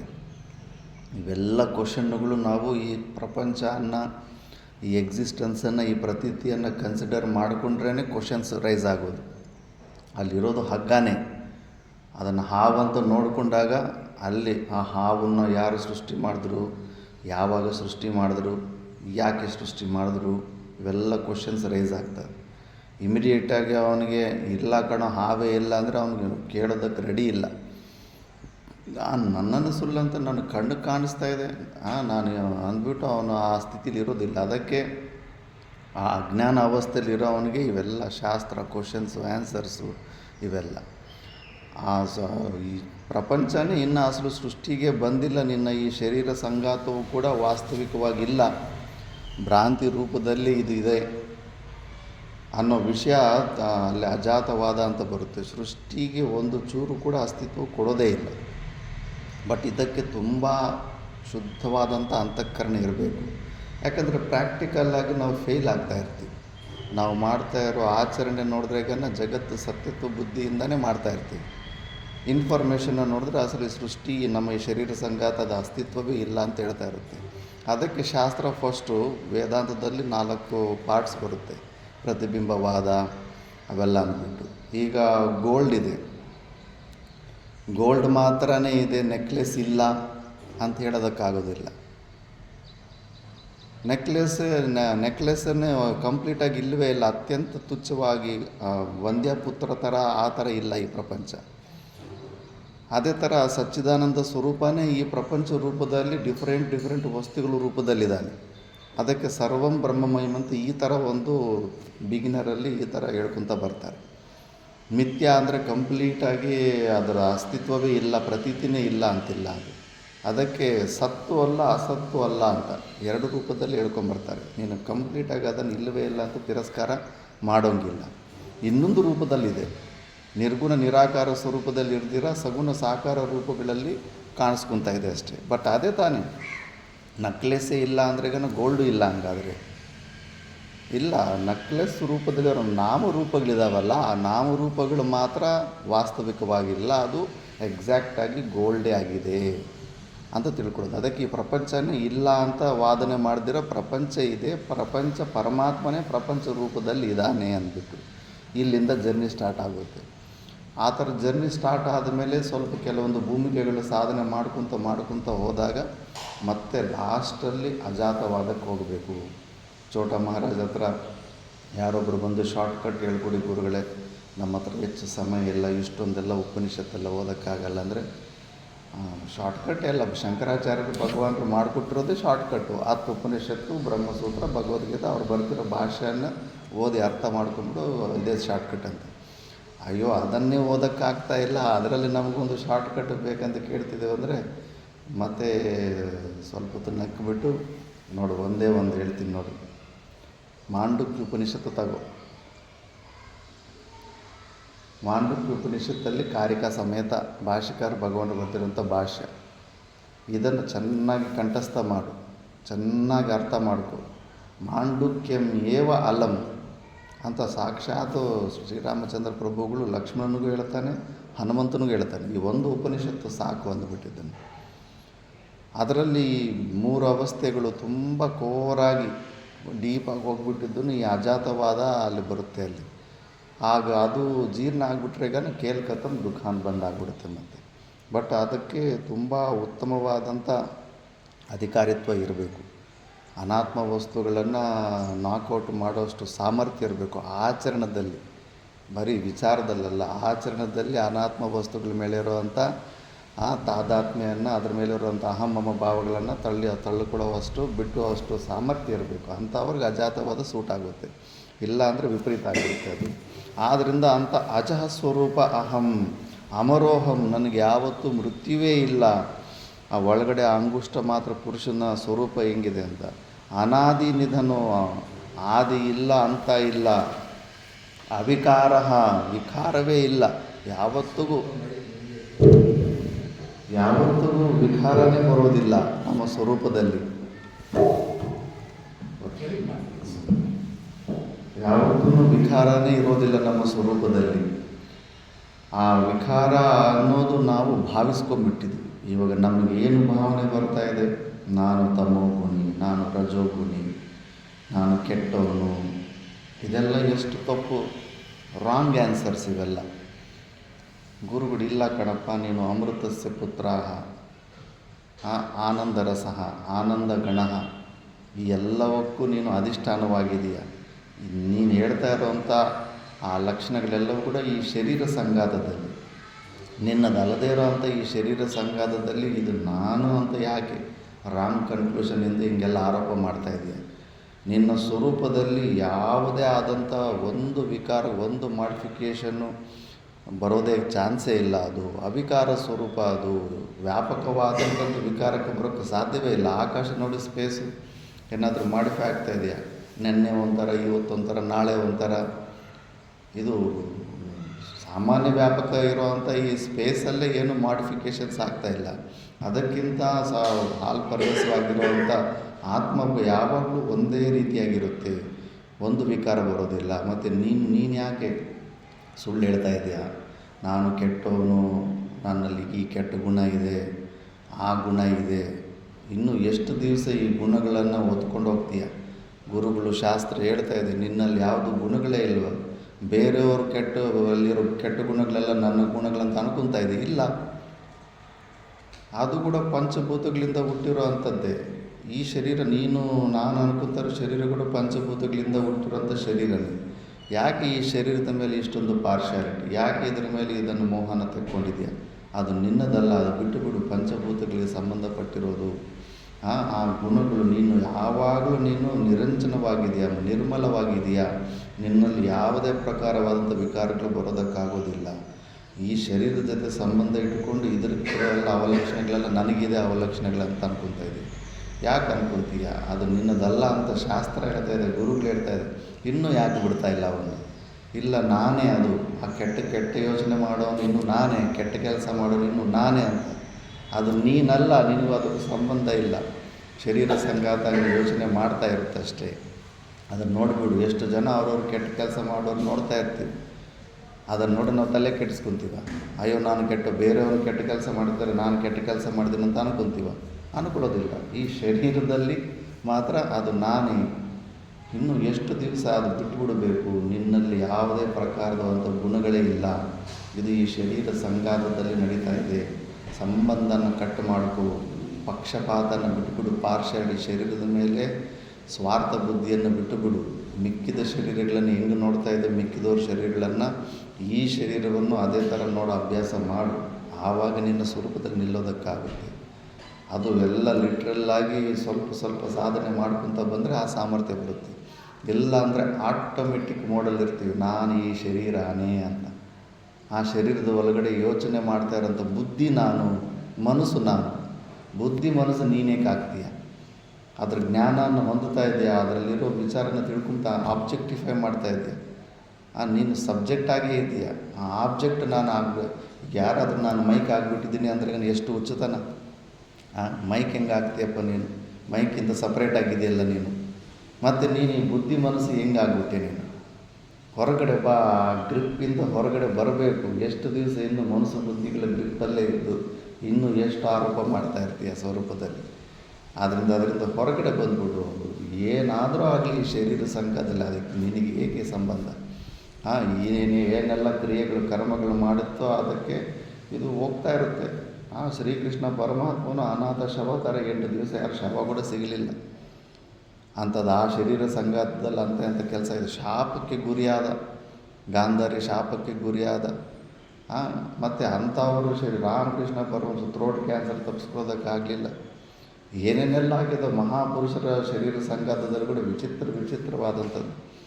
ಭೀಷ್ಮನಿಗೆ ಎಂಥ ಬಾಣಗಳ ಶಿರಸ್ಸಯ್ಯ ಮೇಲೆ ಇಲ್ಲ.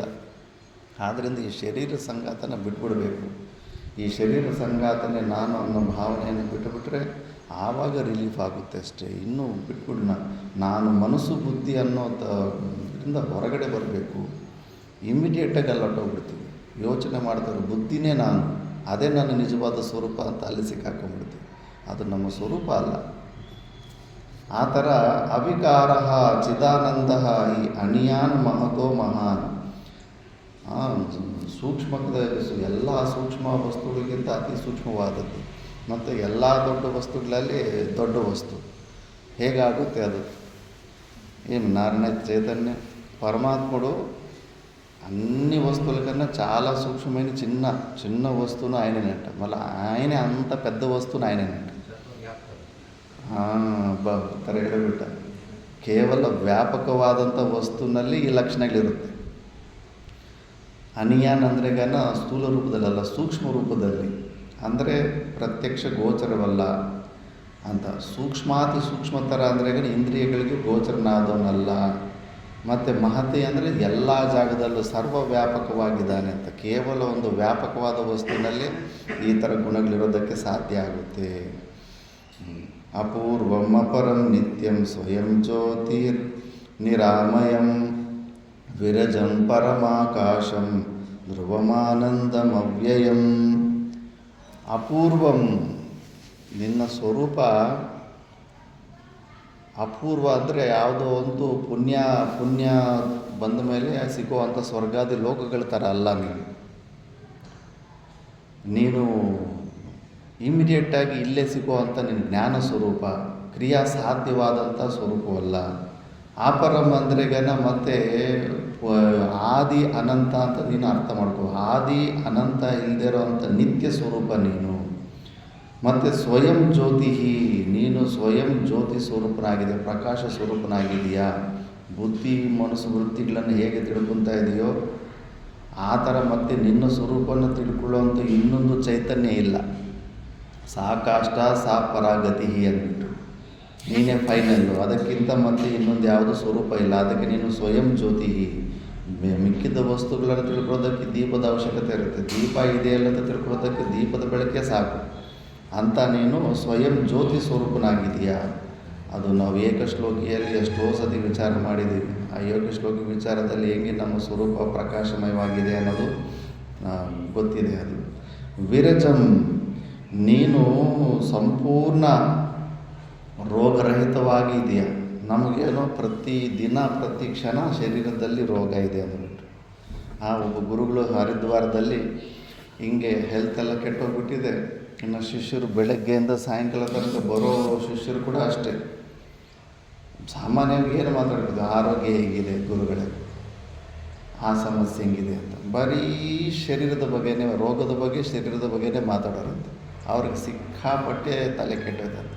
ಏನು ನಿಮಗೆ ಜೀವನ ಪೂರ್ತಿ ಎಲ್ಲ ಪಂಚಕೋಶಗಳ ಅತೀತವಾದಂಥ ಸ್ವರೂಪದ ಬಗ್ಗೆ ಹೇಳ್ಬಿಟ್ರೆ, ಇವಾಗ ನನಗೆ ನೀವು ಈ ಅನ್ನಮಯ ಕೋಶದ ಬಗ್ಗೆ ಮನನ ನಿಧ್ಯಾಸನ ಮಾಡಿಸ್ತಾ ಇದ್ದೀರಾ, ಬಿಟ್ಟುಬಿಡಿ ಇದ್ರ ಬಗ್ಗೆ ಮಾತಾಡೋದನ್ನು ಬಿಟ್ಟುಬಿಡಿ ಅಂದ್ಬಿಟ್ಟು ವಾರ್ನ್ ಮಾಡಿಬಿಟ್ರಂತೆ.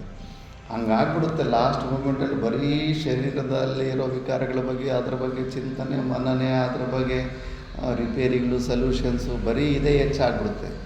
ನೆಗ್ಲೆಕ್ಟ್ ಮಾಡಬೇಕು. ಈ ಶರೀರ ಇದೆಯೇ ಇಲ್ಲ ಅನ್ನೋ ಥರನೇ ನೆಗ್ಲೆಕ್ಟ್ ಒಮಿಟ್ ಮಾಡ್ತಾ ಇರಬೇಕು ಅಷ್ಟೇ. ನೀನು ವಿರಜಂ ಈ ಥರ ರೋಗಾದಿಗಳು ಏನು ಇಲ್ಲದೇ ಇರೋ ಅಂಥ ಸ್ವರೂಪ, ಇವೆಲ್ಲ ಶರೀರ ಸಂಘಾತಕ್ಕೆ ಸಂಬಂಧಪಟ್ಟಿರೋದು. ಯಮಧರ್ಮ ಮಾತ್ರ ಎಲ್ಲ ಪಾರ್ಟ್ಗಳು ಪರ್ಫೆಕ್ಟ್ ಆಗಿದ್ದರೆ ಆತ ಪ್ರಾಣದ ಹೆಂಗೆ ತಗೊಂಡು ಹೋಗ್ತಾನೆ? ಆತ ಪ್ರಾಣ ತಗೊಂಡು ಹೋಗ್ಬೇಕಂದ್ರೆ ಯಾವುದೋ ಒಂದು ಪಾರ್ಟ್ ವೀಕ್ ಆಗಬೇಕಲ್ಲ, ಫೇಲ್ ಆಗಬೇಕು. ಅದಕ್ಕೆ ಯಾವುದೋ ಒಂದು ಕಿಡ್ನಿನೋ ಹಾರ್ಟು ಯಾವುದೋ ಒಂದು ವೀಕ್ ಮಾಡಿ ತಗೊಂಡು ಹೋಗ್ತಾನೆ. ಆದ್ದರಿಂದ ಈ ಶರೀರ ಸಂಘಾತ ಯಾವತ್ತೋ ಒಂದು ದಿವಸ ಅವೆಲ್ಲ ಸ್ಟೆಪ್ಸ್ಗೆ ಅದು ಹೋಗ್ತಾನೆ ಇರುತ್ತೆ. ಅಂತ ವಿರಜ ಸ್ವರೂಪನಾಗಿದೆ ನೀನು. ಪರಮಾಕಾಶ ಸರ್ವವ್ಯಾಪಕ ಅಂತ, ಆಕಾಶಕ್ಕಿಂತ ಕೂಡ ಸರ್ವವ್ಯಾಪಕ. ಧ್ರುವಂ ಆನಂದಂ ಅವ್ಯಯಂ, ನಿನ್ನೂ ಯಾವತ್ತೂ ನಾಶ ಅನ್ನೋದು ಇರೋದಿಲ್ಲ. ನೀನು ನಿಶ್ಚಯವಾಗಿ ಕೂಟಸ್ಥವಾಗಿ ಇರ್ತೀಯ, ನೀನು ಅಚಲವಾಗಿರ್ತೀಯ. ಮತ್ತು ಏನು ನೀನು ಆನಂದಂ, ಅದೇನೋ ಒಂದು ಅಭಾವ ಸ್ವರೂಪ ಅಲ್ಲ, ಅದು ಆನಂದ ಸ್ವರೂಪ ನಿಂದು. ಮತ್ತು ಅವ್ಯಯಂ, ಯಾವತ್ತಿಗೂ ನೀನು ವ್ಯಯ ಆಗೋದಿಲ್ಲ, ನಿನ್ನಲ್ಲಿ ಚೇಂಜ್ ಅನ್ನೋದು ಯಾವತ್ತಿಗೂ ಬರೋದೇ ಇಲ್ಲ. ಸುಮ್ಮನೆ ಮೃತ್ಯಾದಿಗಳಿಗೆ ಸುಮ್ಮನೆ ಹೆದರ್ತಾ ಇದೆಯಾ ನೀನು. ಅಂಥ ಸ್ವರೂಪ ಅಂದರೆ ಗುರುಗಳು. ಶಿವ ಪಾರ್ವತಿಗೆ ಒಳಗಡೆ ಅಂಗುಷ್ಟ ಮಾತ್ರದಲ್ಲಿ ಏನು ಪುರುಷ ಇದನ್ನಲ್ಲ, ಆ ಪುರುಷ ಸಣ್ಣವನು ಅನ್ಕೋಬೇಡ, ಅವನೇ ಈ ವ್ಯಾಪಕವಾದ ಪರಮಾತ್ಮ ಅಂತ ನಿನ್ನ ಹೃದಯದಲ್ಲಿ ಈ ಥರ ಎಲ್ಲ ಚಿಂತನೆ ಮಾಡ್ತಾ ಆ ಬ್ರಹ್ಮಾಕಾರ ವೃತ್ತಿಯಿಂದ ವೃತ್ತಿ ಲಯನ ಮಾಡ್ಕೊಂಬಿಡ್ಬೇಕು. ಮತ್ತು ಅಗೋಚರಂ ತಥಾಗಮ್ಯಂ ನಾಮರೂಪ ವಿವರ್ಜಿತಂ ನಿಶಬ್ದಂತು ವಿಜಾನೀಯಾತ್ ಸ್ವಭಾವಾತ್ ಬ್ರಹ್ಮ ಪಾರ್ವತಿ. ಅಗೋಚರಂ, ಇಂದ್ರಿಯಗಳಿಗೆ ಗೋಚರವಾಗೋದಿಲ್ಲ. ನಮ್ಮ ಓರಿಯೆಂಟೇಷನ್ ಹೆಂಗಿದೆ, ಮನಸ್ಸು ಬುದ್ಧಿನಲ್ಲೇ ಕ್ಯಾಚ್ ಮಾಡಬೇಕು ಅಂತ, ಪರಮಾತ್ಮನನ್ನು ಇನ್ನೂ ಅನುಭವಕ್ಕೆ ಬರಬೇಕು ಅಂತ ಎಲ್ಲರೂ ಪೆಂಡಿಂಗ್ ಫೈಲ್ ಥರನೇ ಇಟ್ಕೊಂಡಿದ್ದಾರೆ. ಇಲ್ಲ, ಏನೋ ಒಂದು ಅನುಭೂತಿ, ಒಂದು ಚೇಂಜ್ ಆಗಬೇಕು ಅಂತ. ಮನೆ ಬಿಟ್ಟಾಗ ಏನು ನಾರ್ಮಲ್ ಮನುಷ್ಯ ಇದ್ದೀನಿ ಹಂಗೆ ಇದ್ದೀನಿ, ಏನು ಒಳಗಡೆ ಇನ್ನರ್ ಚೇಂಜು ಇಲ್ಲ, ಹೊರಗಡೆ ಎಕ್ಸ್ಟರ್ನಲ್ ಚೇಂಜು ಇಲ್ಲ, ಏನು ಸಿದ್ಧಿಗಳೇ ಬಂದಿಲ್ಲ. ಏನಪ್ಪ ಈ ವೇದಾಂತದಿಂದ ಏನೂ ಆಗೋದೇ ಇಲ್ಲ. ಏನಾದರೂ ಮನಸ್ಸು ಬುದ್ಧಿಗಳಲ್ಲಿ ಒಂದು ಅನುಭೂತಿ ಸಿಗಬೇಕಲ್ಲ ಅಂದ್ಬಿಟ್ಟು ಅದು ಯಾವತ್ತಿಗೂ ಪೂರ್ತಿ ಆಗೋದಿಲ್ಲ. ನಿನ್ನ ಮನಸ್ಸು ಬುದ್ಧಿನಲ್ಲಿ ನೀನು ಆತ್ಮನ ಯಾವತ್ತೂ ಹಿಡಿಯೋದಕ್ಕಾಗೋದಿಲ್ಲ. ಅದು ಯಾವಾಗಲೂ ಪೆಂಡಿಂಗ್ ಫೈಲ್ ಥರನೇ ಇರುತ್ತೆ. ಆ ಓರಿಯೆಂಟೇಷನ್ನೇ ಬಿಟ್ಬಿಡಬೇಕು. ಮನಸ್ಸು ಬುದ್ಧಿಗಳನ್ನು ಕೂಡ ನೀನು ಸಾಕ್ಷಿ ಭಾವದಲ್ಲಿ ತಿಳ್ಕೊತಾನೇ ಇದ್ದೀನಿ. ನೀನು ಆತ್ಮಾನುಭೂತಿಯಿಂದ 1 ಸೆಕೆಂಡ್ ಕೂಡ ಹೊರಗಡೆ ಬಂದೇ ಇಲ್ಲ. ನೀನು ಆ್ಯಸ್ ಎ ಸಬ್ಜೆಕ್ಟ್ ತಿಳ್ಕೋಬೇಕು, ಆಬ್ಜೆಕ್ಟ್ ರೂಪದಲ್ಲಿ ತಿಳ್ಕೊಳ್ಳೋ ಪ್ರಯತ್ನನ ಬಿಡಬೇಕು. ಎಷ್ಟು ಹೇಳಿದ್ರೂ ಕೂಡ ಬುದ್ಧಿಯಲ್ಲೇ ಏನೋ ಒಂದು ಅನುಭೂತಿ ಆಗಬೇಕನ್ನೋ ಎಕ್ಸ್ಪೆಕ್ಟೇಷನಲ್ಲಿ ಇರ್ತೀವಿ. ಆ ಬುದ್ಧಿಯಲ್ಲಿ ಯಾವತ್ತೂ ಅದು ಸಿಗೋದೇ ಇಲ್ಲ. ಬುದ್ಧಿಗೆ ಆಬ್ಜೆಕ್ಟಿಫೈ ಆಗೋದೇ ಇಲ್ಲ. ಅದು ನೀನು ಸಬ್ಜೆಕ್ಟ್ ಆಗಿದೆಯಾ. ಫಸ್ಟು ಈ ಬುದ್ಧಿ ಮನಸ್ಸುಗಳಲ್ಲಿ ಇರೋವಂಥ ಡಿಪೆಂಡೆನ್ಸಿನ ತೆಕ್ಕೊಂಬಿಡು. ಯಾಕೆ ಬೇಕಾದ್ರೆ ಡಿಪೆಂಡೆನ್ಸಿ? ಪ್ರತಿದಿನ ನಮಗೆ ಪ್ರೂವ್ ಆಗ್ತಾಯಿದೆ. ಅವುಗಳಿಂದನೇ ನಮಗೆ ದುಃಖ, ವೈಷಯಿಕ ಸುಖ ಆಗಲಿ ದುಃಖ ಆಗಲಿ ಬರ್ತಾ ಇರೋದು. ಅವು ಸುಷುಪ್ತಿ ಅವಸ್ಥೆಯಲ್ಲಿ ಇಲ್ಲ ಅಂದರೆ ಎಷ್ಟು ಆರಾಮಾಗಿದ್ದೀವಿ, ಏನು ಸಮಸ್ಯೆ ಇಲ್ಲ, ಕ್ವಶನ್ ಇಲ್ಲ, ಏನು ಪರೇಶಾನಿ ಇಲ್ಲ. ಅಂಥ ಮನಸ್ಸು ಬುದ್ಧಿಗಳನ್ನು ಆ್ಯಕ್ಟಿವ್ ಮೋಡಲ್ಲಿ ಇಟ್ಕೊಂಡಿದ್ದೀವಿ. ಯಾಕಂದರೆ ಅವಕ್ಕೆ ಫುಡ್ಡು ಪೆಟ್ರೋಲ್ ಆಗ್ತಾಯಿದ್ದೀವಿ. ನಾವೇ ಹೊರಗಡೆ ಇರೋ ಜಗತ್ತಲ್ಲಿರೋ ಸತ್ಯತ್ವ ಬುದ್ಧಿ, ಆ ಇಂದ್ರಿಯಗಳ ವಿಷಯಗಳಲ್ಲಿ ಇರೋ ಅಟ್ಯಾಚ್ಮೆಂಟು, ಇವೆಲ್ಲ ಮಾಡೋದ್ರಿಂದ ಮನಸ್ಸು ಬುದ್ಧಿಗಳಿಗೆ ಫುಲ್ ಜಾಬ್ ಸಿಗ್ಬಿಡುತ್ತೆ. ಮತ್ತು ಬುದ್ಧಿಯಲ್ಲಿ ಭಗವಂತನನ್ನು ಅನುಭವಿಸಬೇಕು ಅನ್ನೋದು ಎಂಥ ಟೈಮ್ ಅಂದರೆ ಲೈಫ್ ಟೈಮ್ ಜಾಬ್ ಬುದ್ಧಿಗೆ. ಫುಲ್ಲಾಗಿ ಆ್ಯಕ್ಟಿವ್ ಆಗಿರುತ್ತೆ. ಅದನ್ನು ಆ ಬುದ್ಧಿಯಲ್ಲಿ ನಿನಗೆ ಅನುಭೂತಿ ಕೊಡಿಸ್ತೀನಿ, ಪ್ರಯತ್ನ ಮಾಡು, ಅದು ಮಾಡಿ ಇದು ಮಾಡು ಅಂದ್ಬಿಟ್ಟು. ಹಂಗೆ ಏನು ಪ್ರಯೋಜನ ಇಲ್ಲ. ಅದರ ಡಿಪೆಂಡೆನ್ಸಿಯನ್ನೇ ಬಿಟ್ಬಿಡಬೇಕು. ಯಾಕಂದರೆ ಅಗೋಚರಂ, ಯಾವುದೇ ಒಂದು ಇಂದ್ರಿಯಕ್ಕೆ ಆಬ್ಜೆಕ್ಟಿಫೈ ಆಗೋದಿಲ್ಲ. ಪರಮಾತ್ಮ ಸಬ್ಜೆಕ್ಟ್ ಆಗಿರ್ತಾನೆ. ಇವುಗಳಿಗೆ ಬುದ್ಧಿವೃತ್ತಿಗಳು ಕೂಡ ಸಬ್ಜೆಕ್ಟ್ ರೂಪದಲ್ಲಿ ಇವುಗಳನ್ನು ಕೂಡ ತಿಳ್ಕೊತಾ ಇರ್ತಾನೆ. ತಥಾ ಅಗಮ್ಯಂ ನಾಮರೂಪ ವಿವರ್ಜಿತಂ, ಈ ನಾಮರೂಪಗಳು ಏನೂ ಇಲ್ಲ, ಗತಿ ಕ್ರಿಯೆಗಳು ಬರೋದು ಹೋಗೋದು, ಈ ಕ್ರಿಯಾ ಸ್ವರೂಪವು ಪರಮಾತ್ಮದಲ್ಲಿರೋದಿಲ್ಲ. ನಿಶಬ್ದಂ, ಶಬ್ದಗಳ ಲಿಮಿಟೇಷನ್ನು ಕೂಡ ನಾವು ತಿಳ್ಕೋಬೇಕು. ವೇದ ಪ್ರಮಾಣ, ಶಾಸ್ತ್ರ ಪ್ರಮಾಣ ಅಂದರೆ ಶಬ್ದ ಪ್ರಮಾಣ ಅಂದ್ಬಿಟ್ಟು. ಶಬ್ದಗಳಿಗೆ ಅರ್ಥಗಳು ನಮ್ಮ ಒಂದು ಆರೋಪವೇ ಯಾವುದೇ ಒಂದು ಶಬ್ದಕ್ಕೆ. ಅದಕ್ಕೆ ನೋಡು, ಈಗ ಗೋ ಅಂತಾರೆ ಇಂಗ್ಲೀಷ್ನಲ್ಲಿ, ಅದು ಸಂಸ್ಕೃತದಲ್ಲಿ ಹಸು ಅಂತ. ಆಂಧ್ರದಲ್ಲಿ ರಂಡಿ ಅಂತಾರೆ, ಬನ್ನಿ ಅಂತ. ಉತ್ತರ ಭಾರತದಲ್ಲಿ ಸೂಳೆ ಅಂತ. ಶಬ್ದಗಳಿಗೆ ಅರ್ಥ. ಇದೇ ಶಬ್ದನ ಇಲ್ಲಿ ಅಲ್ಲಿ ಉಚ್ಚಾರ ಮಾಡಿದ್ರೆ ಮತ್ತೆ ಅದರಿಂದ ಎಡವಟ್ಟಾಗ್ಬಿಡುತ್ತೆ. ಪ್ರತಿಯೊಂದು ಶಬ್ದವು ಬ್ರಹ್ಮಸೂತ್ರದಲ್ಲಿ ಬರುತ್ತೆ, ಶಬ್ದಗಳ ಕೆಪ್ಯಾಸಿಟಿ ಏನು ಅಂದ್ಬಿಟ್ಟು. ಶಬ್ದಕ್ಕೆ ಅರ್ಥ ಏನೆಲ್ಲ ನಾವು ಊಹಿಸ್ಕೊಂಡಿದ್ದೀವೋ ಅದೆಲ್ಲ ನಮ್ಮ ಕ್ರಿಯೇಷನ್. ಅದಕ್ಕೆ ಈ ಶಬ್ದಗಳಲ್ಲಿ ಸಿಕ್ಕಾಕ್ಕೊಂಡು ಮೂಲ ತತ್ವವನ್ನು ನೀನು ಬಿಟ್ಬಿಡಬೇಡ ಅಂದ್ಬಿಟ್ಟು, ನಿನ್ನಲ್ಲಿರೋ ಆ ಬಿಂಬರೂಪ ಚೈತನ್ಯ ಸಾಕ್ಷಿ ರೂಪದಲ್ಲಿ ಅಲ್ಲಿ ನಿಂತರೆಗನೇ ಇವೆಲ್ಲ ಶಬ್ದಗಳು ಏನು ತತ್ವಮಸ್ಯಾದಿ ಶಬ್ದಗಳಿದ್ದಾವೋ ಅದರ ಪರ್ಪಸಲ್ಲಿ ಪೂರ್ತಿ ಆಯಿತು. ಅಲ್ಲಿ ತಿರುವಣ್ಣಾಮಲೈ ಪಕ್ಕದಲ್ಲಿ ನಿತ್ಯಾನಂದ ಮಹಾರಾಜರಂತ ಒಬ್ಬರು ಇದ್ದಾರೆ. ಅವ್ರ ಹತ್ರ ಹಿಂಗೆ ಚರ್ಚೆ ನಡೀತಾ ಇದ್ದರೆ ಬೌದ್ಧರು ಶೂನ್ಯ ಅದು ಇದು ಅಂತ. ನೋಡಪ್ಪ, ಬುದ್ಧ ಭಗವಾನು ಸಾಕ್ಷಾತ್ತು 10ನೇ ಅವತಾರ ಅಂತ ವ್ಯಾಸ ಭಗವಾನರೇ ಮೆನ್ಷನ್ ಮಾಡಿ ಹೋಗಿದ್ದಾರೆ. ಹಾಗಂತ ಬುದ್ಧ ಭಗವಾನರಲ್ಲಿ ದೋಷ ತೋರ್ಸೋಕ್ಕೆ ಹೋಗಬೇಡಿ. ಬುದ್ಧರ ಶಿಷ್ಯರಲ್ಲಿ 4 ಜನ ಶಿಷ್ಯರು 4 ಪ್ರಕಾರದಲ್ಲಿ ಊಹಿಸ್ಕೊಂಡ್ಬಿಟ್ಟಿದ್ದರು ಅವ್ರ ಉಪದೇಶವನ್ನು. ಇಲ್ಲಾಂದರೆ ಅವ್ರ ಉಪದೇಶ ಮಾಡಿದಾಗ 4 ಮತಗಳು ಹೆಂಗಾಗ್ತವೆ? 4 ಜನ ಶಿಷ್ಯರು 4 ಥರ ಅದು ಗೆಸ್ ಮಾಡ್ತಾರೆ. ಅವರು ಅದಕ್ಕೆ ಶಿಷ್ಯಗಳು ಬರೆದಿರೋ ಪುಸ್ತಕಗಳು ಯಾವಾಗಲೂ ಸ್ವಲ್ಪ ಡೌಟೇ ಪಡಬೇಕು.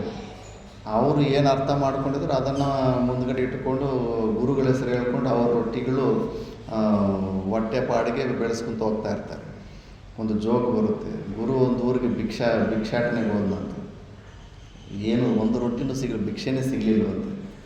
ಮತ್ತು ಶಿಷ್ಯ ಬಂದು ಏನಾಯಿತು ಗುರುಗಳಂದರೆ, ಈ ಊರಿಗೆ ಹೋಗಿದ್ದೆ ಕಣೋ, ಇಲ್ಲೆಲ್ಲೋ ಭಿಕ್ಷೆ ಸಿಂದರೆ, ಗುರುಗಳೇ ನಾನೋಗಿ ತೊಗೊಂಬರ್ತೀನಿ. ಬೇಡ ಕಣೋ, ಎಲ್ಲ ಮನೆಗೆ ಹೋಗಿ ಬಂದಿದ್ದೀನಿ, ಅಲ್ಲಿ ಯಾರೂ ಕೊಡೋರಿಲ್ಲ, ಹೋಗ್ಬಿಡಂದರೆ, ಗುರುಗಳೇ ನೀವು ಸ್ವಲ್ಪ ತಿರಿ, ನಾನು ಹೋಗಿ ಬರ್ತೀನಿ ಅಂದ್ಬಿಟ್ಟು ಹೋಗಿ ನೋಡಿದ್ರೆ ಈಗ 1 ವಾರಕ್ಕಾಗುವಷ್ಟು ರೊಟ್ಟಿಗಳೆಲ್ಲ ತೊಗೊಂಬಂದಿದ್ದಂತೆ ಭಿಕ್ಷೆಯಲ್ಲಿ.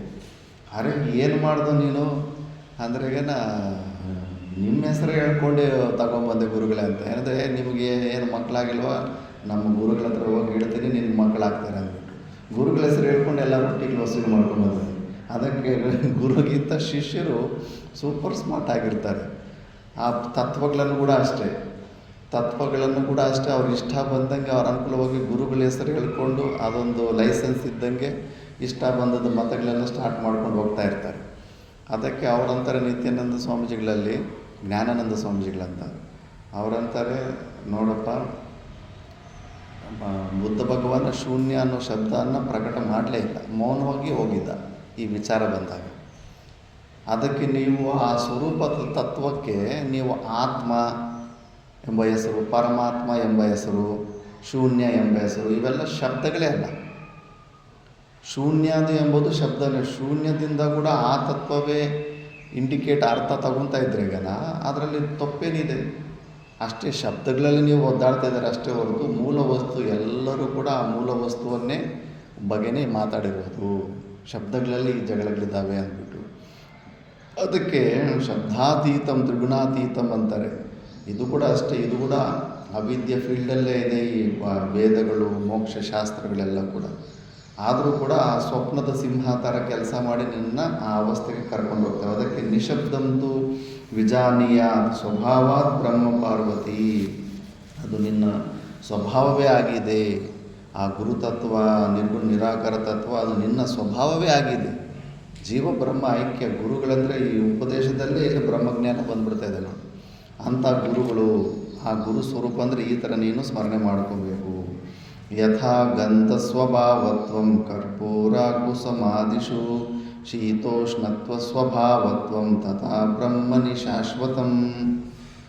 ಯಥಾ ಗಂಧ ಸ್ವಭಾವತ್ವಂ ಕರ್ಪೂರ ಕುಸುಮಾದಿಷು, ಅದರಲ್ಲಿ ಗಂಧ ಅನ್ನೋದು ಹೆಂಗೆ ಸ್ವಭಾವ, ಬೆಂಕಿಯಲ್ಲಿ ಉಷ್ಣತ್ವ ಮತ್ತು ಪ್ರಕಾಶತ್ವ. ಅದು ಏಕೆ ಆದರೆ ಅದರ ಸ್ವಭಾವ ಅಷ್ಟೇ. ಯಾಕೆ ಹಂಗಿದೆ ಅಂದರೆ ಏನು ಉತ್ತರ ಕೊಡೋಕ್ಕಾಗಲ್ಲ, ಅದರ ಸ್ವಭಾವನೇ.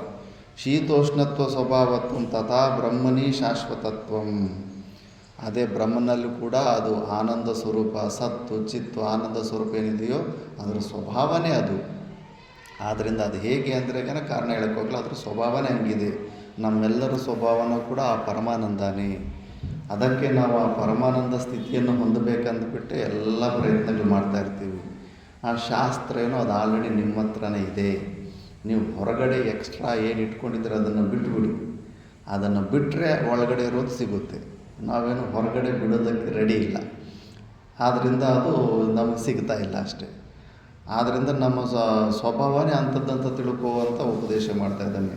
ಯಥಾ ನಿಜ ಸ್ವಭಾವೇನ ಕುಂಡಲಕ್ಕಟಕಾದಯ ಸುವರ್ಣತ್ವೇನ ತಿಷ್ಠಂತಿ ತಥಾಹಂ ಬ್ರಹ್ಮ ಶಾಶ್ವತಂ. ಅದೇ ಎಕ್ಸಾಂಪಲ್. ಗೋಲ್ಡ್ ಅನ್ನೋದು ಶಾಶ್ವತವಾಗಿದೆ. ನಾಮರೂಪಗಳು ಬಂದಿರೋಂಥ ನೆಕ್ಲೆಸು, ಚೈನು, ಅದು ಇದು ಎಲ್ಲ ಕೂಡ ಸುಮ್ಮನೆ ಅದು ನಾಮರೂಪಗಳು ಒಂದು ಎಕ್ಸ್ಟ್ರಾ ಇದೆ. ಅದರಲ್ಲಿ ಮೇನ್ ಗೋಲ್ಡ್ ತತ್ವವನ್ನು ತೆಗೆದುಬಿಟ್ರೆ ಆ ನಾಮರೂಪಗಳನ್ನು ಎಲ್ಲೂ ನಿಲ್ಲಿಸೋದಕ್ಕೆ, ಯಾವ ಆಧಾರದ ಮೇಲೆ ನಿಲ್ಲಿಸಿ ತೋರಿಸೋದಕ್ಕೂ ನಿನ್ನ ಕೈಲಾಗೋದಿಲ್ಲ. ಆದ್ದರಿಂದ ಇದು ಮೈಕು ಬೇರೆ ಇನ್ನೊಂದು ಇಡಬೇಕಪ್ಪ. ಇದು ಒಂದು ಸ್ಟ್ರೈಟ್ ಮಾತ್ರ ಆಗುತ್ತೆ. ಈ ಸುತ್ತಲೂ ತಗೊಳ್ತಾ ಇದ್ದಿಲ್ಲ. ಆದ್ದರಿಂದ ನಾನು ಅಂಥ ಶಾಶ್ವತವಾದಂಥ ನಿರ್ಗುಣ ನಿರಾಕಾರ ಸ್ವರೂಪನಾಗಿದ್ದೀನಿ. ಈ ನಾಮರೂಪಗಳು ಸಾಕ್ಷಾತ್ ಶಿವ ಹೇಳ್ತಾ ಇದ್ದಾನೆ. ಶಿವನ ನಾಮರೂಪಗಳ ಶರೀರನ ಇವೆಲ್ಲವೂ ಕೂಡ ಮಿಥ್ಯಾನೆ, ಅವು ಶಾಶ್ವತವಲ್ಲ. ಸುವರ್ಣತ್ವೇನ ತಿಷ್ಠಂತಿ ತಥಾ ಅಹಂ ಬ್ರಹ್ಮ ಶಾಶ್ವತಂ. ಅದೇ ರೀತಿ ನಾನು ಶಾಶ್ವತ ನಿರ್ಗುಣ ನಿರಾಕಾರ ಸ್ವರೂಪದಲ್ಲಿ ಇರ್ತೀನಿ ಅಂತ. ಸ್ವಯಂ ತಥಾವಿದೋ ಭೂತ್ವಾ ಸ್ಥಾತವ್ಯಂ ಯತ್ರ ಕುತ್ರಚೇತ್ ಕೀಟೋ ಭೃಂಗ ಇವ ಧ್ಯಾನ ಯಥಾ ಭವತಿ ತಾದೃಶಃ. ಇದು ಅಹಂಗ್ರಿ ಉಪಾಸನೆ. ಭ್ರಮರ ಕೀಟ ನ್ಯಾಯ ಅಂತಾರೆ. ಈ ನ್ಯಾಯದಲ್ಲಿ ಸ್ವಲ್ಪ ಡೀಪಾಗಿ ತಿಳ್ಕೋಬೇಕು.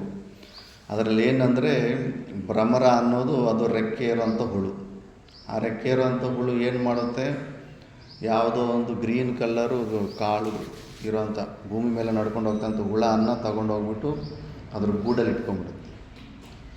ಇಟ್ಕೊಂಡ್ಬಿಟ್ಟು ಡೈಲಿ ಅದನ್ನು ಕಚ್ಚಿ ಗುಯ್ ಅಂತ ಇರುತ್ತಂತೆ.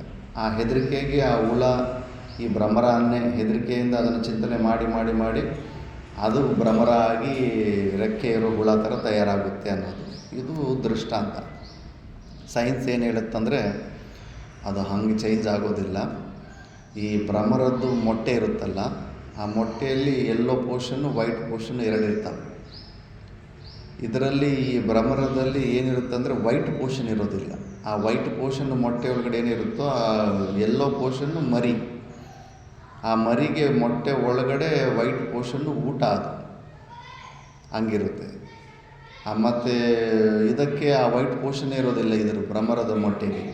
ಅದಕ್ಕೆ ಅದು ಏನು ಮಾಡುತ್ತೆ, ಆ ವೈಟ್ ಪೋರ್ಷನ್ ಜಾಗದಲ್ಲಿ ಆ ಲಾರ್ವಾ ರೂಪದಲ್ಲಿರೋಂಥ ಹುಳಗಳನ್ನು ತಗೊಂಬಂದ್ಬಿಟ್ಟು ಆ ಹುಳದ ಒಳಗಡೆ ಒಂದು 1, 2, 3 ಮೊಟ್ಟೆ ತನಕ ಇಡುತ್ತೆ. ಅದು ಆ ಒಳಗಡೆ ಇರೋ ಆ ಮೊಟ್ಟೆ ಆ ಹುಳನ್ನೇ ಆಹಾರ ಥರ ಸ್ವೀಕಾರ ಮಾಡ್ಕೊತಾ ಇರುತ್ತೆ. ಇದ್ರ ಭ್ರಮರದ ಮರಿನೇ ಹಾಗೆ ಹೊರಗಡೆ ಬರುತ್ತೆ. ಇದು ಸೈನ್ಸು. ಆದರೆ ನಾವಿಲ್ಲಿ ಕೇವಲ ದೃಷ್ಟಾಂತ ರೂಪದಲ್ಲಿ ತಗೋಬೇಕಷ್ಟೆ. ದೃಷ್ಟಾಂತ ದಾಷ್ಟಾಂತ ಒಂದೇ ಸಮನಾಗಿರೋದಿಲ್ಲ.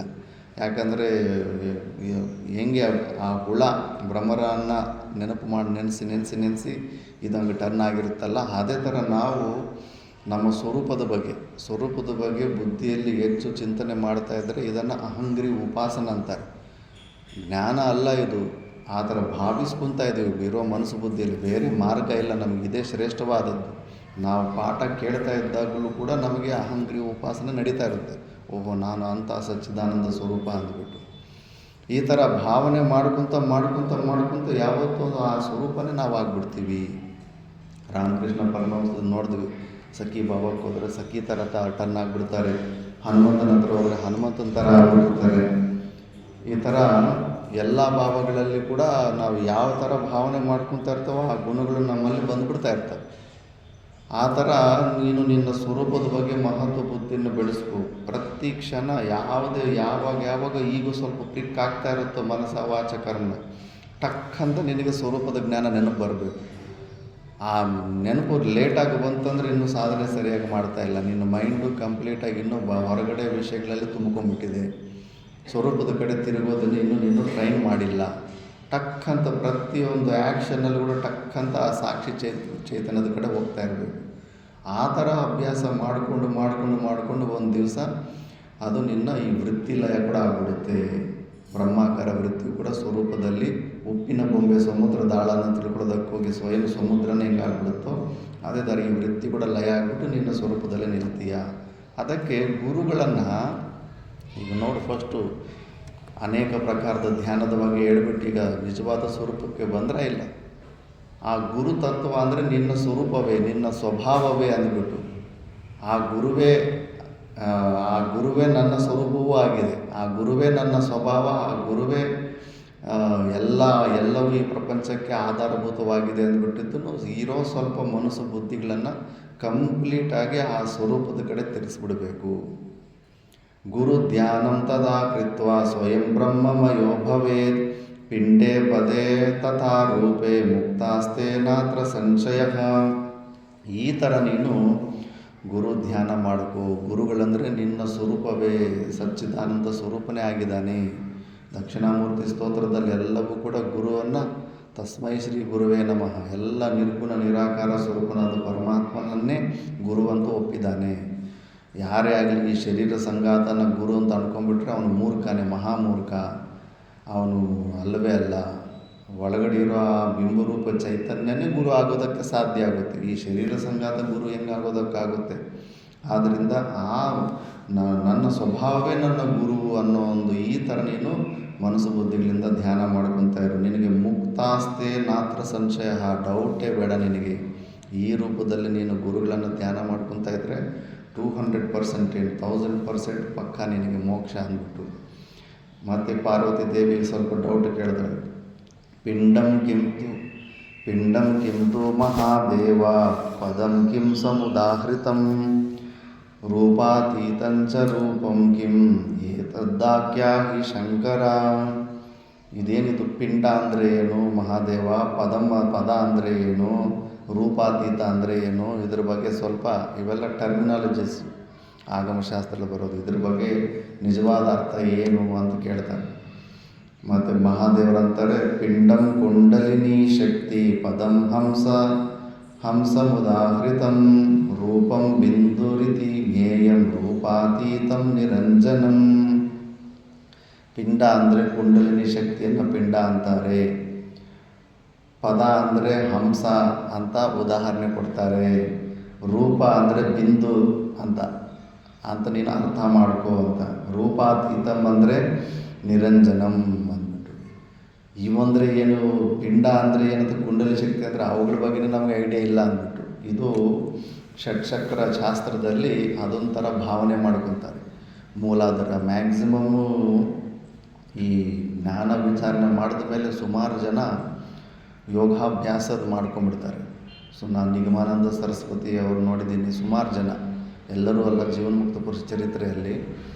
ಯಾಕಂದರೆ ಆ ಧನ್ಯೋಹಂ ಕೃತಕೃತ್ಯೋಹಂ ಅನ್ನೋ ವೃತ್ತಿಗಳು ಬರ್ತಾ ಇರೋದಿಲ್ಲ. ಮನಸ್ಸು ಬುದ್ಧಿಗಳು ಆ್ಯಕ್ಟಿವ್ ಆಗಿರ್ತಾರೆ.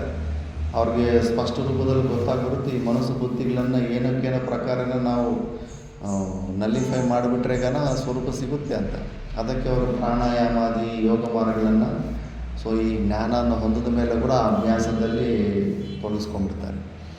ಅದರಲ್ಲಿ ಈ ಷಟ್ಚಕ್ರಗಳು ಮೂಲಾಧಾರದಿಂದ ಹಿಡಿದು ಒಂದೊಂದು ಚಕ್ರಕ್ಕೆ ಕೆಲವೊಂದು ಅಕ್ಷರಗಳು, ಬಣ್ಣಗಳು ಅವೆಲ್ಲ ಕೂಡಿಸಿಕೊಂಡು ಫುಲ್ಲು ಧ್ಯಾನ ಅಲ್ಲಿ ಏಕಾಗ್ರತೆಯನ್ನು ಬೆಳೆಸ್ಕೊಳ್ಳೋದು. ಅದು ಒಂದು ಸತಿ ಷಟ್ಚಕ್ರಗಳು ಅವೆಲ್ಲ ಸಿದ್ಧಿ ಆಗಿಬಿಟ್ರೆ ಪ್ರತಿ ಜನ್ಮಕ್ಕೂ ಮತ್ತೆ ABCD ಮಾಡಬೇಕಾಗಿಲ್ಲ. ನೆಕ್ಸ್ಟ್ ಜನ್ಮದಲ್ಲಿ ಹಂಗೆ ಆಟೋಮೆಟಿಕ್ಕಾಗಿ ಅವು ಬಂದುಬಿಡ್ತಾ ಇರ್ತವೆ. ಮಾತಾ ಮಾಣಿಕೇಶ್ವರಮ್ಮ ಅವ್ರಿಗೆ 8ನೇ ವಯಸ್ಸಿನಲ್ಲಿ ಚೈಲ್ಡ್ ಮ್ಯಾರೇಜ್ ಮಾಡಬೇಕಂತ ಕರೆಸ್ಬಿಟ್ಟಿರ್ತಾರೆ. ಎಂಗೇಜ್ಮೆಂಟಿಗೆಲ್ಲ ನಡೀತಾ ಇರುತ್ತೆ. ಇನ್ನು ಅವತ್ತು ಯಾರಿಗೂ ಕಾಣಿಸ್ಬಾರ್ದು ಅಂದ್ಬಿಟ್ಟಿದ್ದು ಹಳೇ ಜಮಾನದಲ್ಲಿ ಮಣ್ಣಿಂದು ದೊಡ್ಡ ಕೊಡ ಇರುತ್ತಲ್ಲ, ಅದನ್ನೇನೋ ಅಂತಾರೆ, ಗಿದ್ದಲ ಕಡವ ಅಂತಾರೆ. ಪೆದ್ದ ಕಡವರು BM ಇಷ್ಟು ಹೈಟ್, ಮನುಷ್ಯರ ಹೈಟ್ ಇರುತ್ತೆ. ಕಣಜ ಇದ್ದಂಗೆ ಮಣ್ಣಿನಿಂದನೇ ಮಾಡ್ತಿದ್ರಂತೆ, ಬಂಕ ಮಣ್ಣಿಂದನೇ ಮಾಡ್ತಿದ್ರಂತೆ. ಅದರಲ್ಲಿ ಧುಮುಕ್ಬಿಟ್ಟಿದ್ದನ್ನು ಮೇಲೆ ಪ್ಲೇಟ್ ಮುಚ್ಕೊಂಡ್ಬಿಟ್ರಂತೆ, ಅವ್ರು ಕಾಣಿಸ್ಬಾರ್ದು ಅಂದ್ಬಿಟ್ಟಿದ್ದು. ಮತ್ತು ಒಳಗಡೆ ಮುಚ್ಕೊಂಡಾಗ ಉಸಿರಾಡೋದು ಕೂಡ ಸ್ವಲ್ಪ ಜೋರಾಗಿ ಕೇಳಿಸ್ತಾ ಇರುತ್ತಲ್ಲ, ಅಯ್ಯೋ ಈ ಉಸಿರು ಹೊರಗಡೆಯವ್ರಿಗೆ ಏನಾದರೂ ಕೇಳಿಸ್ಬಿಡುತ್ತೇನೋ ಅಂದ್ಬಿಟ್ಟಿದ್ದೂ ಉಸಿರಾಡಿದ್ರೆ ಮೂಗು ಕೂಡ ಗಟ್ಟಿಗೆ ಮುಚ್ಕೊಂಡ್ಬಿಟ್ರಂತೆ. ಮುಚ್ಕೊಂಡ್ಬಿಟ್ರೆ ಆವತ್ತು ಮೂಲಾಧಾರ ಆ್ಯಕ್ಟಿವೇಟ್ ಆಗೋಯ್ತು ಅಂತ ಗೊತ್ತಾಯ್ತಂತೆ ಅವ್ರಿಗೆ. ಅದು ಆ ವಯಸ್ಸಿಗೆ 8ನೇ ವಯಸ್ಸಿಗೆ ಮೀನ್ಸ್ ಪೂರ್ವಜನ್ಮದಲ್ಲೇ ದತ್ತ ಸ್ವರೂಪಗಳವ್ರಿಗೆ. ಅದು ಯಾಕಂದರೆ ಪೂರ್ವಜನ್ಮದಲ್ಲಿ ಮಾಡಿರುವಂಥ ಸಾಧನೆ ಈ ಜನ್ಮದಲ್ಲಿ ಟಕ್ ಅಂತ ಪ್ರಾರಬ್ಧ ಅಲ್ಲ, ಪುಣ್ಯದ ಫಲವೇ ಅಲ್ಲ. ಅಂಥ ಉತ್ಕೃಷ್ಟವಾದಂಥ ಸ್ಥಿತಿ, ಆಹಾರ ತಗೊಳ್ದಿರ ಹಸಿವು ಬಾಯಾರಿಕೆಗಳಿಗೆ ಅತೀತವಾಗಿರೋಂಥ ಸ್ಥಿತಿ ಸಿಗಬೇಕಂದ್ರೆ ಪುಣ್ಯದ ಫಲ ಬೇಕು. ಕಾರ್ಗಿಲ್ ಯುದ್ಧ ನಡೆದಾಗ ಮಿಲಿಟ್ರಿಯವ್ರು ಬಂದ್ರಂತಾರೆ, ಫುಡ್ ಡಿಪಾರ್ಟ್ಮೆಂಟ್. ತಾಯಿ, ನಾವು ತುಂಬ ಊಟಕ್ಕೆ ಸಿಕ್ಕಾಪಟ್ಟೆ ಸಮಸ್ಯೆ ಆಗುತ್ತೆ, ನಮಗೆ ಈ ಟೆಕ್ನಿಕ್ಕು ಜಾಸ್ತಿ ಬೇಡ, 1 ಮಂತು 2 ಮಂತು ಊಟ ಇಲ್ದಿರ ಇರೋವಂಥ ಶಕ್ತಿ ಈ ಟೆಕ್ನಿಕ್ ನಮಗೆ ತಿಳಿಸ್ಕೊಟ್ರೆ ತುಂಬ ಚೆನ್ನಾಗಿರುತ್ತೆ. ನಾವು ದೇಶದ ಸಲುವಾಗಿ ಕಷ್ಟಪಡ್ತೀವಿ, ಹಂಗೆ ಹಿಂಗೆ ಅನ್ನತ್ತೆ. ಹೌದಪ್ಪ, ನಿಮ್ಮ ಮೇಲೆ ನನಗೆ ಒಳ್ಳೆ ಪ್ರಾಯ ಆಗಿದ್ದೆ, ನೀವು ಒಳ್ಳೆಯದಕ್ಕೆ ಬಳಸ್ಕೊತೀರಿ ಇದನ್ನಂತ. ಇದು ಒಬ್ಬರು ಕೊಟ್ಟರೆ ಇನ್ನೊಬ್ಬರು ತಗೊಳ್ಳೋದಲ್ಲ, ಇದು ಕೇಚರಿ ಮುದ್ರ ಅಂದ್ಬಿಟ್ಟು ಕೈಯಲ್ಲೆಲ್ಲ ಮುದ್ರೆಗಳು ತೋರಿಸ್ಬಿಟ್ಟಿದ್ದನು. ನಾಲಿಗೆಯನ್ನು ಮಡಚಿ ಮೇಲ್ಗಡೆ ಮೂಗಿನ ದ್ವಾರದ ಅಲ್ಲಿ ಸಿಕ್ಕಾಕ್ಸಿಬಿಟ್ಟು ಈ ಥರ ಅಭ್ಯಾಸ ಮಾಡಿಕೊಂಡ್ರೆ 1 ಜನ್ಮದಲ್ಲೇ ಸಿದ್ಧಿ ಆಗುತ್ತಿಲ್ಲ. ನಂದು 7 ಜನ್ಮದ ಹಿಂದಿನ ಸಾಧನೆಯಿಂದ ಇದು ಬಂದಿರೋದು. ಮತ್ತು ಇದಕ್ಕೆ ಪುಣ್ಯನೂ ಇರಬೇಕು. ಅಂಥ ಉತ್ಕೃಷ್ಟವಾದಂಥ ಪುಣ್ಯ ಮಾಡಿದರೆ ಇಂಥ ಸ್ವತಂತ್ರ ಸ್ಥಿತಿಯನ್ನು ಹೊಂದುತ್ತಾರೆ. ಪುಣ್ಯ ಇಲ್ಲ ಅಂದರೆ ಪರಾಧೀನತೆ ಬಂದೇ ಬರುತ್ತೆ. ಹಸಿವು ಬಾಯಾರಿಕೆ ಒಂದಿದ್ದರೆ ಸಾಕು, ಎಲ್ಲ ಡಿಪೆಂಡೆನ್ಸಿ ಆಟೋಮೆಟಿಕಾಗಿ ಬಂದುಬಿಡುತ್ತೆ. ಅಷ್ಟು ಉತ್ಕೃಷ್ಟವಾದ ಪುಣ್ಯ ಮತ್ತು ಸಾಧನ ಯಾರು ಮಾಡಿರ್ತಾರೋ ಅವ್ರಿಗೆ ಇವೆಲ್ಲ ಬರ್ತಿರ್ತವೆ ಅಂದ್ಬಿಟ್ಟು. ಆದ್ದರಿಂದ ನೀವು ಈ ಕೇಚರಿ ಮುದ್ದೆಯನ್ನು ಅಭ್ಯಾಸ ಮಾಡಿಕೊಂಡು ಸ್ವಂತ ಯಾರಿಗೆ ಅವರು ಮಾಡ್ಕೋಬೇಕಾಗಿರೋದೇ ಇದು. ಒಬ್ಬರಿಗೆ ಇದರಲ್ಲಿ ರಹಸ್ಯ ಏನಿಲ್ಲ, ಇದೆ ಯೋಗ ಸೂತ್ರಗಳಲ್ಲೂ ಎಲ್ಲದರಲ್ಲೂ ಇದೆ. ಬಟ್ ಇದು ಹಂಗೆ ಅಭ್ಯಾಸ ಮಾಡ್ಕೋಬೇಕು ಅಂತ. ಆ ಥರ ಅವರು ಪೂರ್ವಜನ್ಮದಲ್ಲಿ ಮಾಡಿರೋಂಥ ಸಾಧನೆ ಅದು ವೇಸ್ಟ್ ಆಗೋದಿಲ್ಲ. ಪರಮಾತ್ಮ ಹೇಳ್ದಂಗೆ ಬೇರೆ ಜನ್ಮಕ್ಕೆ ಹೋದ್ರೂ ಟಕ್ ಅಂತ ಅಲ್ಲಿಂದನೇ ಅವ್ರದ್ದೆಲ್ಲ ಸ್ಟಾರ್ಟ್ ಆಗಿಬಿಡುತ್ತೆ ಅವರು. ಆ ಥರ ಅಂಥದ್ದು ಕುಂಡಲಿನಿ ಶಕ್ತಿನಿ ಅಭ್ಯಾಸ ಕೂಡ ಮಾಡ್ಕೊತಾರೆ. ಬ್ರಹ್ಮಂಗಾರಾದರೆ ಫುಲ್ಲು ಡೀಟೇಲಾಗಿ ಚಕ್ರಗಳ ಬಗ್ಗೆ ಹಾಡಿ ಎಕ್ಸ್ಪ್ಲೇನ್ ಮಾಡಿದ್ದಾರೆ ಕೋತಲೂರು ವೀರ ಬ್ರಹ್ಮೇಂದ್ರ ಸ್ವಾಮೀಜಿಯವರು. ಆ ಥರ ಅದು ಪಿಂಡೇ ಮುಕ್ತ ಪದೇ ಮುಕ್ತ ರೂಪೇ ಮುಕ್ತ ವರಾನನೇ ರೂಪಾತೀತಂತು ಯೇ ಮುಕ್ತಾಸ್ತೆ ಮುಕ್ತ ನಾತ್ರ ಸಂಶಯ. ಫಸ್ಟು ಪಿಂಡ ಅಂದರೆ ಕುಂಡಲಿನಿ ಶಕ್ತಿ, ಪದ ಅಂದರೆ ಹಂಸಪದ. ಇದು ಹಂಸಪದ ಅಂದರೆ ಅದಕ್ಕಿಂತ ಸ್ವಲ್ಪ ಕುಂಡಲಿನಿ ಶಕ್ತಿ ಆದಮೇಲೆ ಸ್ವಲ್ಪ ಸ್ಲೈಟೆಸ್ಟ್ ಜೀವಭಾವ ಇದ್ದುಕೊಂಡು ಇರೋವಂಥ ಒಂದು ಸ್ವಲ್ಪ ಬೆಟರ್ ಪೊಸಿಷನ್ ಇರುತ್ತೆ. ಅದಾದಮೇಲೆ ಬಿಂದು ಇವೆಲ್ಲ ಕೂಡ ಒಳಗಡೆ ಒಂದು ಪಾಯಿಂಟಲ್ಲಿ ಮನಸ್ಸನ್ನು ಏಕಾಗ್ರತೆ ಮಾಡಿರ್ತಾರೆ. ಅದು ಉತ್ಕೃಷ್ಟವಾದಂಥ ಸ್ಥಿತಿನೇ ಬಿಂದು. ಅದಕ್ಕೂ ಕೆಲವೊಂದು ಸಿದ್ಧಿಗಳು ಬರ್ತಾ ಇರ್ತವೆ. ಮತ್ತು ರೂಪಾತೀತ ಅಂದಮೇಲೆ ಅದು ಫೈನಲ್. ರೂಪಾತೀತ ಅನ್ನೋ ಸ್ಥಿತಿ ಅಂದರೆ ಡೈರೆಕ್ಟ್ ಇನ್ನು ಸ್ವರೂಪವನ್ನೇ ಹೊಂದಿರ್ತಾರೆ, ನಿರ್ಗುಣ ನಿರಾಕಾರ ಸ್ವರೂಪವನ್ನೇ ಅವರು ಹೊಂದ್ಬಿಟ್ಟಿರ್ತಾರೆ. ಈ ಥರ ಇವುಗಳನ್ನೇ ಈ ಥರ ಶಬ್ದಗಳಲ್ಲಿ ಪಿಂಡ, ಪದ, ಹಂಸ, ಬಿಂದು ಅಂತ ರೂಪಾತೀತ ಅಂತ ಕರೀತಾರೆ ಅಂತ ಪಾರ್ವತಿ ದೇವಿಗೆ ಹೇಳ್ತಾರೆ. ಇನ್ನು ಸ್ವಲ್ಪ ಡೀಟೇಲಾಗಿ ಹೋಗ್ಬೇಕಂದ್ರೆ ಯೋಗ ಸೂತ್ರಗಳಲ್ಲಿ ಹೋಗಬೇಕು, ಹೆಂಗೆ ಮಾಡಬೇಕು ಅದು ಸವಿತರ್ಕ ಸಮಾಧಿ, ವಿತರ್ಕ ಸಮಾಧಿ ಅಂದ್ಬಿಟ್ಟು ಎಲ್ಲ ಇರ್ತವೆ ಆ ಡೀಟೇಲ್ಸು. ಮತ್ತು ಈ ಥರ ಇರ್ತಾವೆ ಅವೆಲ್ಲ ಅಂದ್ಬಿಟ್ಟು ಗುರೋರ್ ಧ್ಯಾನೇನೈವ ನಿತ್ಯಂ ದೇಹಿ ಬ್ರಹ್ಮಮಯೋ ಭವೇತ್ ಸ್ಥಿತಶ್ಚ ಯತ್ರ ಕುತ್ರಾಪಿ ಮುಕ್ತೋಸೌ ನಾತ್ರ ಸಂಶಯ. ಆ ರೂಪದಲ್ಲಿ ತುಂಬ ಕಷ್ಟ. ಅದು ಷಟ್ಚಕ್ರ ಧ್ಯಾನ ಅವೆಲ್ಲ ತುಂಬ ಕಾಂಪ್ಲಿಕೇಟೆಡ್ಡು, ತುಂಬ ಸಮಯ ಆಗುತ್ತೆ. ಅವೆಲ್ಲ ಮಾಡಿಕೊಂಡು ರೂಪಾತೀತ ಸ್ಥಿತಿಗೆ ಬರೋದು ತುಂಬ ದುರ್ಲಭವಾದಂಥದ್ದು. ಯಾಕಂದರೆ ಸ್ವಲ್ಪ ಸಿದ್ಧಿಗಳು ಬಂದ್ರೇ ಸಿಕ್ಕಾಕ್ಕೊಂಡ್ಬಿಡ್ತಾರೆ. ಮಾತಾ ಮಾಣಿಕೇಶ್ವರಿಗೆ ಯಾರಿಗೂ ಶಿಷ್ಯರಿಗೆ ಅದು ಸಿದ್ಧಿಗಳ ಬಗ್ಗೆ ಯಾರಿಗೂ ಶಿಕ್ಷೆನೇ ಕೊಡಲಿಲ್ವಂತೆ. ಯಾಕೆ ಕೊಡಲಿಲ್ಲ ಅಂದರೆ ಅದು ತುಂಬ ದೊಡ್ಡ ವಿಜ್ಞಾನ ಅಂತ. ಜ್ಞಾನ ಇಲ್ಲದಿರನೇ ಯಾರಿಗಾದರೂ ಶಕ್ತಿ ಬಂದುಬಿಟ್ರೆ 100% ಶಾಸ್ತ್ರ ನಿಷಿದ್ಧ ಕರ್ಮಗಳು ಮಾಡಿ ಪತನಕ್ಕೆ ಕಾರಣ ಆಗುತ್ತಂತೆ. ಅಷ್ಟೇ ಅಲ್ಲ, ವ್ಯಕ್ತಿಗೆ ಜಾಸ್ತಿ ಕೌಂಟರ್ ವೇಟ್ ಇಲ್ಲ ಅಂತ ಕಂಪ್ಲೀಟಾಗಿ ಪವರ್ ಕೊಟ್ಟುಬಿಟ್ರೆ ಯಾರೇ ಆಗಲಿ ಅದನ್ನು ದುರ್ವಿನಿಯೋಗ ಮಾಡ್ತಾರೆ. ಅಶ್ವತ್ಥಾಮ ಎಷ್ಟು ಕಂಟ್ರೋಲ್ಡು ಇಂದ್ರಿಯ ನಿಗ್ರಹ ಇದ್ದ. ಆ ದ್ರೌಪದಿ ಮಹಾಭಾರತದಲ್ಲಿ ವಸ್ತ್ರಾಭರಣ ನಡೀತಾ ಇದ್ದರೆ ಅದನ್ನು ಖಂಡನೆ ಮಾಡ್ದ. ಅಷ್ಟು ಇಂದ್ರಿಯ ಶಕ್ತಿ ಧರ್ಮದಲ್ಲಿ ಅಷ್ಟು ನಿರತನಾಗಿದ್ದ. ಭೀಷ್ಮ ಕನ್ಫ್ಯೂಷನಲ್ಲಿದ್ದ, ದ್ರೋಣ ಏನೂ ಮಾತಾಡೋಕ್ಕಾಗಿಲ್ಲ. ಅಶ್ವತ್ಥಾಮ ಅಷ್ಟು ಪರ್ಫೆಕ್ಟಾಗಿದ್ದವನು ಲಾಸ್ಟಲ್ಲಿ ಆ ಬ್ರಹ್ಮಾಸ್ತ್ರನ ಮಿಸ್ಯೂಸ್ ಮಾಡೋದನ್ನ ಇಲ್ಲ. ಅದಕ್ಕೆ ಅದು ಅಂಥದ್ದೆಲ್ಲ ಹೈ ಪವರ್ಸು ಹೈ ಸಿದ್ಧಿಗಳು ಇಂದ್ರಿಯ ನಿಗ್ರಹ ಇಲ್ದಿರೋಂಥವ್ರಿಗೆ ಕೊಡೋದಿಲ್ಲ. ಕೊಟ್ಟರೆಗನ ಮತ್ತೆ ಎಲ್ಲ ದುಷ್ಕರ್ಮಗಳೇ ಹೆಚ್ಚು ಮಾಡ್ತಾಯಿರ್ತಾರೆ. ಆದ್ದರಿಂದ ಇವೆಲ್ಲ ಜ್ಞಾನ ಮಾರ್ಗದಲ್ಲಿ ದೊಡ್ಡ ವಿಜ್ಞಾನ ಅಂತೆ. ಯಾಕಂದರೆ ಈ ಜೀವನಿಗೆ ಸಣ್ಣ ವಯಸ್ಸಿನಿಂದ ಯಾರು ಎಕ್ಸೆಪ್ಟ್ ಮಾಡಿರೋದಿಲ್ಲ, ಮರ್ಯಾದೆ ಕೊಟ್ಟಿರೋದಿಲ್ಲ, ಪರಾಧೀನಕ್ಕೆ ಗುರಿಯಾಗಿರ್ತಾನೆ. ಅಂಥವನಿಗೆ ಒಂದೇ ಸತಿ ಪವರ್ಫುಲ್ ವ್ಯಕ್ತಿ ಸಿದ್ಧಿಗಳು ಬಂದು ಪವರ್ಫುಲ್ ಆಗಿಬಿಟ್ರೆ ಮತ್ತು ಇವರು ಪೂಜೆ ಮಾಡಿದ್ರೆ ವಿಪರೀತವಾಗಿ ಮಾನಿತ್ವ ಬಂದುಬಿಟ್ಟಿದ್ದನ್ನು ಮತ್ತು ಅದರಿಂದ ವೈರಾಗ್ಯ ಬರೋದೇ ಇಲ್ಲ. ವೈರಾಗ್ಯಕ್ಕೆ ಇದ್ದ ಕಾರಣಗಳೇ ಎಲ್ಲ ಹೊರಟೋಗ್ಬಿಡ್ತವೆ. ಆದ್ದರಿಂದ ಸಿದ್ಧಿಗಳು ದೊಡ್ಡ ವಿಘ್ನಗಳಂತಾರೆ ಈ ಮೋಕ್ಷ ಮಾರ್ಗದಲ್ಲಿ. ಆದ್ದರಿಂದ ಅವ್ರು ಯಾರು ಕೊಡ್ತಿರ್ಲಿಲ್ವಂತೆ. ಅಂಥ ಅಷ್ಟು ಕಠಿಣವಾಗಿ ಆ ರೂಪಸ್ಥಿತಿಗೆ ಹೋಗೋದಕ್ಕಿಂತ ಗುರೋರ್ ಧ್ಯಾನೇನ ಏವ ನಿತ್ಯಂ ದೇಹಿ, ಗುರುಗಳ ಧ್ಯಾನದಿಂದಲೇ ನೀನು ಬ್ರಹ್ಮಮಯೋ ಭವೇತ್ ಅಂತ ಒಂದು ಉತ್ತಮವಾದಂಥ ಸ್ಥಿತಿಗೆ ಹೋಗ್ಬಿಡ್ಬೋದು. ಎಷ್ಟು ದೃಷ್ಟಾಂತಗಳಿರ್ತಾವೆ. ಛೋಟಾ ಮಹಾರಾಜ ಲೈಫಲ್ಲಿ ಶಾಸ್ತ್ರ ಬಿಟ್ಟರೆ ಇನ್ನೊಂದು ಆಲಂಬನೆ ಮುಟ್ಟಿದ್ದಿಲ್ಲ ಅವರು. ಸಣ್ಣ ವಯಸ್ಸಿಂದ ಕೇವಲ ಶಾಸ್ತ್ರದಲ್ಲೇ ಇದ್ದಾರೆ. ಆ ಶಾಸ್ತ್ರ ಶ್ರವಣ ಮನ ನಿಧಿಧ್ಯಾಸನದಲ್ಲಿ ಎಂಥ ಅದ್ಭುತವಾದಂಥ ಶಕ್ತಿ, ಅನಿಮ ಗರಿಮಾದಿ ಸಿದ್ಧಿಗಳೆಲ್ಲ ಬಂದುಬಿಟ್ಟಿರ್ತಾರೆ. ಒಂದಲ್ಲ ಎರಡಲ್ಲ ಎಷ್ಟೋ ಮಹಿಮೆಗಳು ಮಾಡಿದ್ದಾರೆ. ಇದು ಎಸ್ಸಿ ಆಹುಜಾ ಅಂತ ಇವ್ರಿಗೆ ಹೇಳಿದ್ದೀನಿ ಇದು ಎಷ್ಟೋ ಸತಿ. ಅವ್ರು ನಾರ್ಮಲ್ ಕ್ಯಾಪ್ಟನ್ ಆಗಿರ್ತಾರೆ. ಫ್ಯಾಮಿಲಿ ಜೊತೆ ಬರ್ತಾಯಿದ್ರೆ IAA ಕ್ಯಾಪ್ಟನ್ IAA ಜನರಲ್ ಸಹ ಬಂದಿರುತ್ತೆ. ಅಯ್ಯೋ ಗುರುಗಳೇ, ನಾನು ಇನ್ನೂ ನಾರ್ಮಲ್ ಕ್ಯಾಪ್ಟನ್ನು 3 ವರ್ಷದಲ್ಲಿ ರಿಟೈರ್ಡ್ ಆಗ್ತಾಯಿದ್ದೀನಿ, ನನಗಿಂತ ಎಷ್ಟೋ 20-30 ಜನ ಸೀನಿಯರ್ ಇದ್ದಾರೆ, ಈ ಜನ್ಮದಲ್ಲಂತೂ ಆಗೋದಕ್ಕೆ ಸಾಧ್ಯವೇ ಇಲ್ಲ ಅಂತಾರೆ. ಅರೆ ಬಂಜಾವ ಮಹಾದೇವ್ ಅಂದ್ರಂತೆ, ಆಗೋಗ್ಬಿಡಪ್ಪ ಅಂತ. ಏನು ಮ್ಯಾಜಿಕ್ ಆಯಿತು ಏನೋ ಗೊತ್ತಿಲ್ಲ, ಅವರೇ ಇಂಡಿಯನ್ ಆರ್ಮಿ ಜನರಲ್ ಆಗಿಬಿಟ್ಟಿದ್ದಾರೆ. ಇಂಥದ್ದು 1000-2000 ಲಿಸ್ಟಿದೆ ನಡೆದಿರೋ ಮಹಿಮೆಗಳು. ಅಸಾಧ್ಯವಾದಂಥದ್ದು ಸಾಧ್ಯ ಮಾಡಿದ್ದಾರೆ. ಮತ್ತು ಎಲ್ಲಿಂದ ಬಂತು ಅನಿಮ ಗರಿಮಾದಿ ಸಿದ್ಧಿಗಳು ಅಂದರೆ, ಯಾಕಂದರೆ ಆ ಸ್ವರೂಪದಲ್ಲಿ ಹೋದ ಮೇಲೆ ಎಲ್ಲಕ್ಕೂ ಅಧಿಷ್ಠಾನ, ಎಲ್ಲಕ್ಕೂ ಆತ್ಮ ಸ್ವರೂಪನಾಗಿರೋವಂಥ ಸ್ಥಿತಿಗೆ ಹೋದ ಮೇಲೆ ಅನಿಮ ಗರಿಮಾದಿಗಳು ಕೂಡ ಆ ಅಧಿಷ್ಠಾನದಲ್ಲೇ ಅವು ಇರೋದು. ಆದ್ದರಿಂದ ಎಲ್ಲವನ್ನೂ ಹೊಂದಿರ್ತಾನೆ, ಸಾಕ್ಷಾತ್ ಪರಮಾತ್ಮ ಸ್ವರೂಪನೇ ಆಗಿರ್ತಾನೆ ಗುರುವು. ಆದ್ದರಿಂದ ಗುರೋರ್ ಧ್ಯಾನೇನ ಏವ ನಿತ್ಯಂ ದೇಹಿ ಬ್ರಹ್ಮಮಯೋ ಭವೇತ್. ಎಂಥ ಗುರು, ಈಗ ಹೇಳ್ಬಿಟ್ನಲ್ಲ, ನಿರ್ಗುಣ ನಿರಾಕಾರ ಸ್ವರೂಪನು ನಮ್ಮ ಅಭಿನ್ನವಾಗಿ, ನಮ್ಮ ಸ್ವರೂಪಕ್ಕೆ ಅಭಿನ್ನವಾಗಿ ಈ ಥರ ಧ್ಯಾನ ಮಾಡಿಕೊಂಡ್ರೆ ಸ್ಥಿತಶ್ಚ ಯತ್ರ ಕುತ್ರಾಪಿ ಮುಕ್ತಃ ಅಸೌ ನಾತ್ರ ಸಂಶಯ. ಇಲ್ಲೂ ಡೌಟ್ ಪಡಬೇಡ್ರಿ ಅಂತ. ಶಿವನಿಗೆ ಗೊತ್ತು ನಾವೆಲ್ಲ ಡೌಟ್ ಪಡ್ತೀವಂತ, ಇಷ್ಟು ಈಸಿಯಾಗಿ ಕೆಲಸ ಆಗ್ಬಿಡುತ್ತಾ ಅಂತ. ಅದಕ್ಕೆ ನಾತ್ರ ಸಂಶಯ ಅಂತ. ಜ್ಞಾನಂ ಸ್ವಾನುಭವ ಶಾಂತಿರ್ವೈರಾಗ್ಯಂ ವಕ್ತೃತಾ ಧೃತಿ ಷಡ್ಗುಣ ಐಶ್ವರ್ಯಯುಕ್ತೋ ಹಿ ಭಗವಾನ್ ಶ್ರೀ ಗುರು ಪ್ರಿಯೇ. ಗುರುಗಳಲ್ಲಿ ಲಕ್ಷಣಗಳಿರ್ತವೆ. ಜ್ಞಾನ, ಎಂಥ ಜ್ಞಾನ? ಸ್ವ ಅನುಭವ ಜ್ಞಾನ ಇರುತ್ತೆ. ಶಾಂತಿ ಇರುತ್ತೆ. ಮುಖ್ಯವಾಗಿ ಇದು ಸಿಗಬೇಕು. ಇದ್ರ ಬಗ್ಗೆ ಹೆಚ್ಚು ನಾವು ಶಾಂತವಾಗಿರಬೇಕು, ಪ್ರಶಾಂತವಾಗಿರಬೇಕಂತ ಮಹತ್ವ ಬುದ್ಧಿ ಇಟ್ಕೋಬೇಕು. ಅದರ ಮೇಲೆ ಮಹತ್ವ ಬುದ್ಧಿ ಇಟ್ಕೊಂಡಾಗ ಸಣ್ಣ ವಿಷಯಗಳನ್ನೆಲ್ಲ ನೆಗ್ಲೆಕ್ಟ್ ಮಾಡಿಬಿಡ್ತೀವಿ.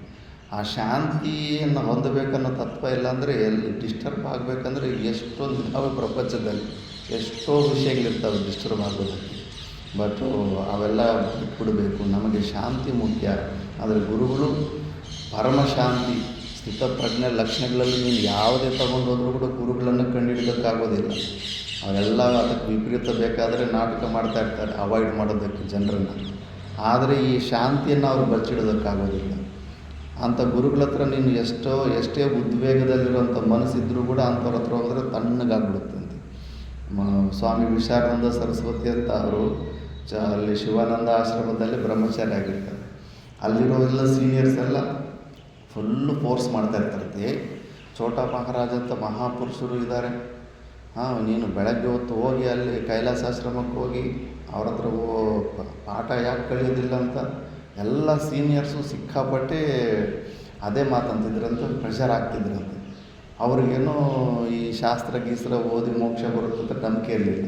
ಶಿವಾನಂದ ಮಹಾರಾಜ ಥರನೇ ಸೇವೆ ಮಾಡಿಕೊಂಡ್ರೇ ಮೋಕ್ಷ ಸಿಗುತ್ತೆ ಅಂತ ಈ ಕಡೆ ಗಮನ ಇರಲಿಲ್ಲ. ಅವರಲ್ಲಿ ಕುತರ್ಕಗಳು ಮಾಡಿ ಅವಶ್ಯಕತೆ ಇಲ್ಲ, ಸಂಸ್ಕೃತ ಬರಲಿಲ್ಲ ಅಂದರೂ ಕೂಡ ಮೋಕ್ಷನ ಹೊಂದಬೋದು, ಹಾಗೆ ಹಿಂಗೆ ಅಂದ್ಬಿಟ್ಟು ವಾದಿಸ್ತಿದ್ರಂತೆ. ಒಂದು ಸತಿ ಹಿಂಗೆ ಛೋಟಾ ಮಹಾರಾಜ ಮೇಲೆ ಸಿಟ್ಟು ಬಂದುಬಿಡುತ್ತಂತೆ. ಇವ್ರ ಹೆಸರು ಹೇಳ್ಬಿಟ್ಟು ನನಗೆ ಇವರೆಲ್ಲ ಡಿಸ್ಟರ್ಬ್ ಮಾಡ್ತಾರಲ್ಲ, ಅವ್ರ ಹತ್ರನೇ ಹೋಗಿ ವಾದ ವಿವಾದ ಕೇಳಿ ಬರ್ತೀನಿ.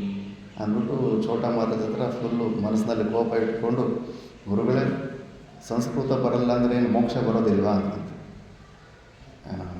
ಬಿಲ್ಕುಲ್ ಜರೂರತನೇ ಬೇಟ. ಸಂಸ್ಕೃತದ ಅವಶ್ಯಕತೆ ಏನಿದೆ, ಮೋಕ್ಷಕ್ಕೂ ಸಂಸ್ಕೃತಕ್ಕೆ ಸಂಬಂಧವೇ ಅಂದ್ಬಿಟ್ರಂತೆ. ಉಲ್ಟಾನೇ ಆನ್ಸರ್. ಅಂದರೆ ಇವರು ಸಂಸ್ಕೃತ ಬೇಕು ಅನ್ನೋ ಪಕ್ಷನ ಗಟ್ಟಿಗಿಟ್ಕೊಂಡು ವಾದನೆ ಮಾಡ್ತಾರೆ ಅಂದ್ಕೊಂಡ್ರೆ ಅವಶ್ಯಕತೆನೇ ಇಲ್ಲ ಸಂಸ್ಕೃತ ಅಂದ್ಬಿಟ್ರಂತೆ. ಮೋಕ್ಷಕ್ಕೆ ಸಾಧನ ಚತುಷ್ಟಯ ಸಂಪತ್ತಿ ಬೇಕು, ಸಂಸ್ಕೃತದ ಅವಶ್ಯಕತೆ ಏನಿದೆ ಅಂದ್ಬಿಟ್ರಂತೆ.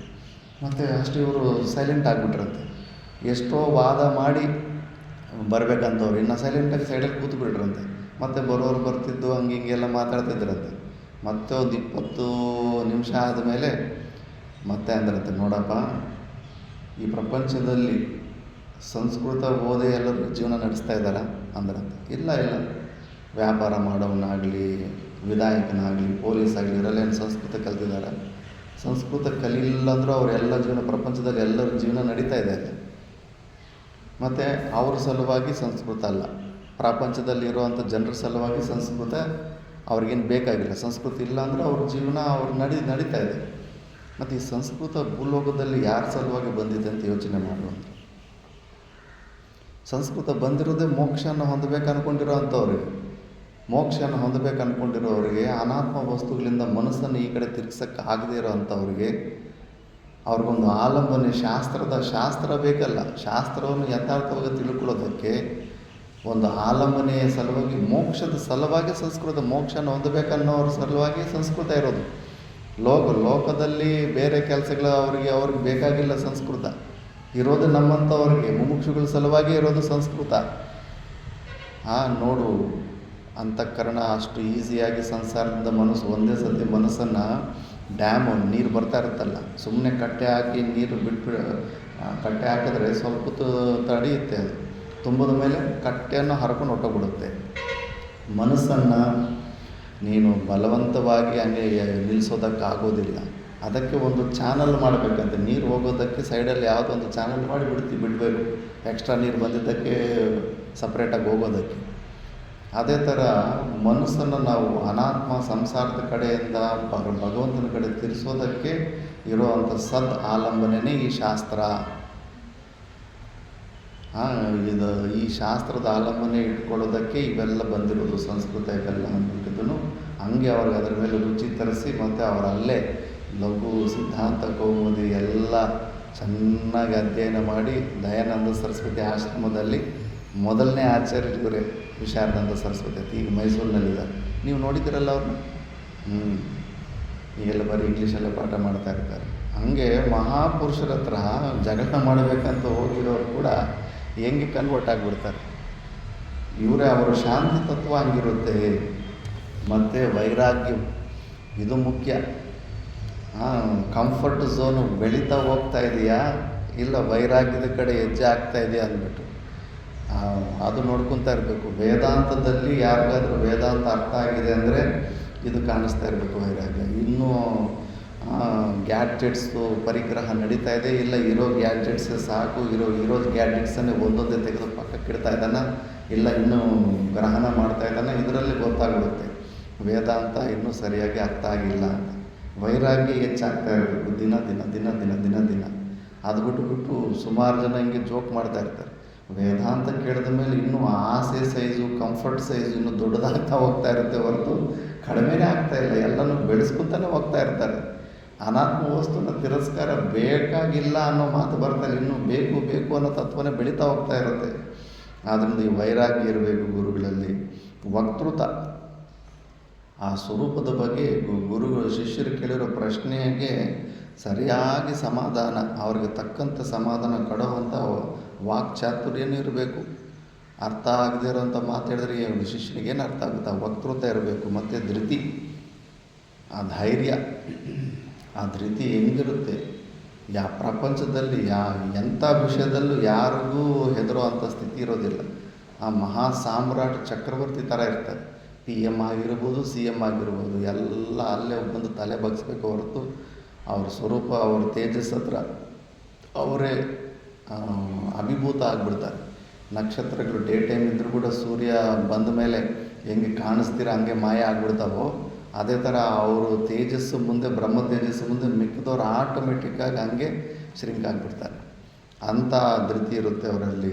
ಈ ಥರ ಷಡ್ಗುಣ ಐಶ್ವರ್ಯಯುಕ್ತ ಈ ಭಗವಾನ್ ಶ್ರೀ ಗುರು ಪ್ರಿಯೇ. ಇಂಥವನು ಗುರುವಲ್ಲಿ ಈ ಲಕ್ಷಣಗಳಿರ್ತವೆ. ಯಾರಂದರೆ ಅವರೆಲ್ಲ ಗುರುಗಳೆಲ್ಲ, ಇವೆಲ್ಲ ಗುರುಗಳಲ್ಲೂ ಇವು ಇರಬೇಕು ಅಂದ್ಬಿಟ್ಟು. ಅದಕ್ಕೆ ಈ ಗುರುಗೀತನ ಫಸ್ಟು ಓದಿ ಮತ್ತೆ ನೀನು ಡಿಸೈಡ್ ಮಾಡು, ನಿನಗೆ ತಕ್ಕಂಥವರು ಯಾರು ಅಂಥ ಗುರುಗಳನ್ನು ಸೆಲೆಕ್ಟ್ ಮಾಡಿಕೊಂಡು ಈ ಮಿಸ್ಟೇಕ್ಗಳೇನಿದ್ದಾವೆ ಅವಿಂದ ನೀನು ಬಚಾವಾಗ್ಬೋದು ಅಂತ.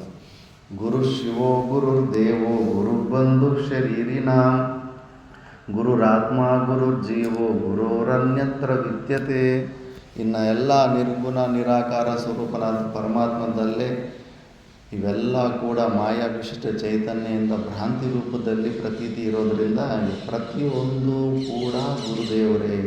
ತ್ರಿಮೂರ್ತಿಗಳಾಗಲಿ ಎಲ್ಲೇ ಆಗಲಿ ಎಲ್ಲವಕ್ಕೂ ಆಧಾರ ರೂಪದಲ್ಲಿ, ಅಧಿಷ್ಠಾನ ರೂಪದಲ್ಲಿ ಗುರುದೇವರಿದ್ದಾರೆ. ಆ ಗುರುದೇವರು ನನ್ನ ಸ್ವಭಾವವೇ ಆಗಿದೆ, ಅಭಿನ್ನವಾಗಿದ್ದಾರೆ ಅನ್ನೋ ಒಂದು ಭಾವನೆಯಿಂದ ನೀನು ತಿಳ್ಕೋಬೇಕು. ಮತ್ತು ನಾವು ನೆಕ್ಸ್ಟ್ ಕ್ಲಾಸಲ್ಲಿ ನೋಡೋಣ. ಓಂ ಪೂರ್ಣಮದ ಪೂರ್ಣಮಿದಂ ಪೂರ್ಣಾತ್ ಪೂರ್ಣಮುದಚ್ಯತೆ ಪೂರ್ಣಸ್ಯ ಪೂರ್ಣಮಾದಾಯ ಪೂರ್ಣಮೇವಾವಶಿಷ್ಯತೆ.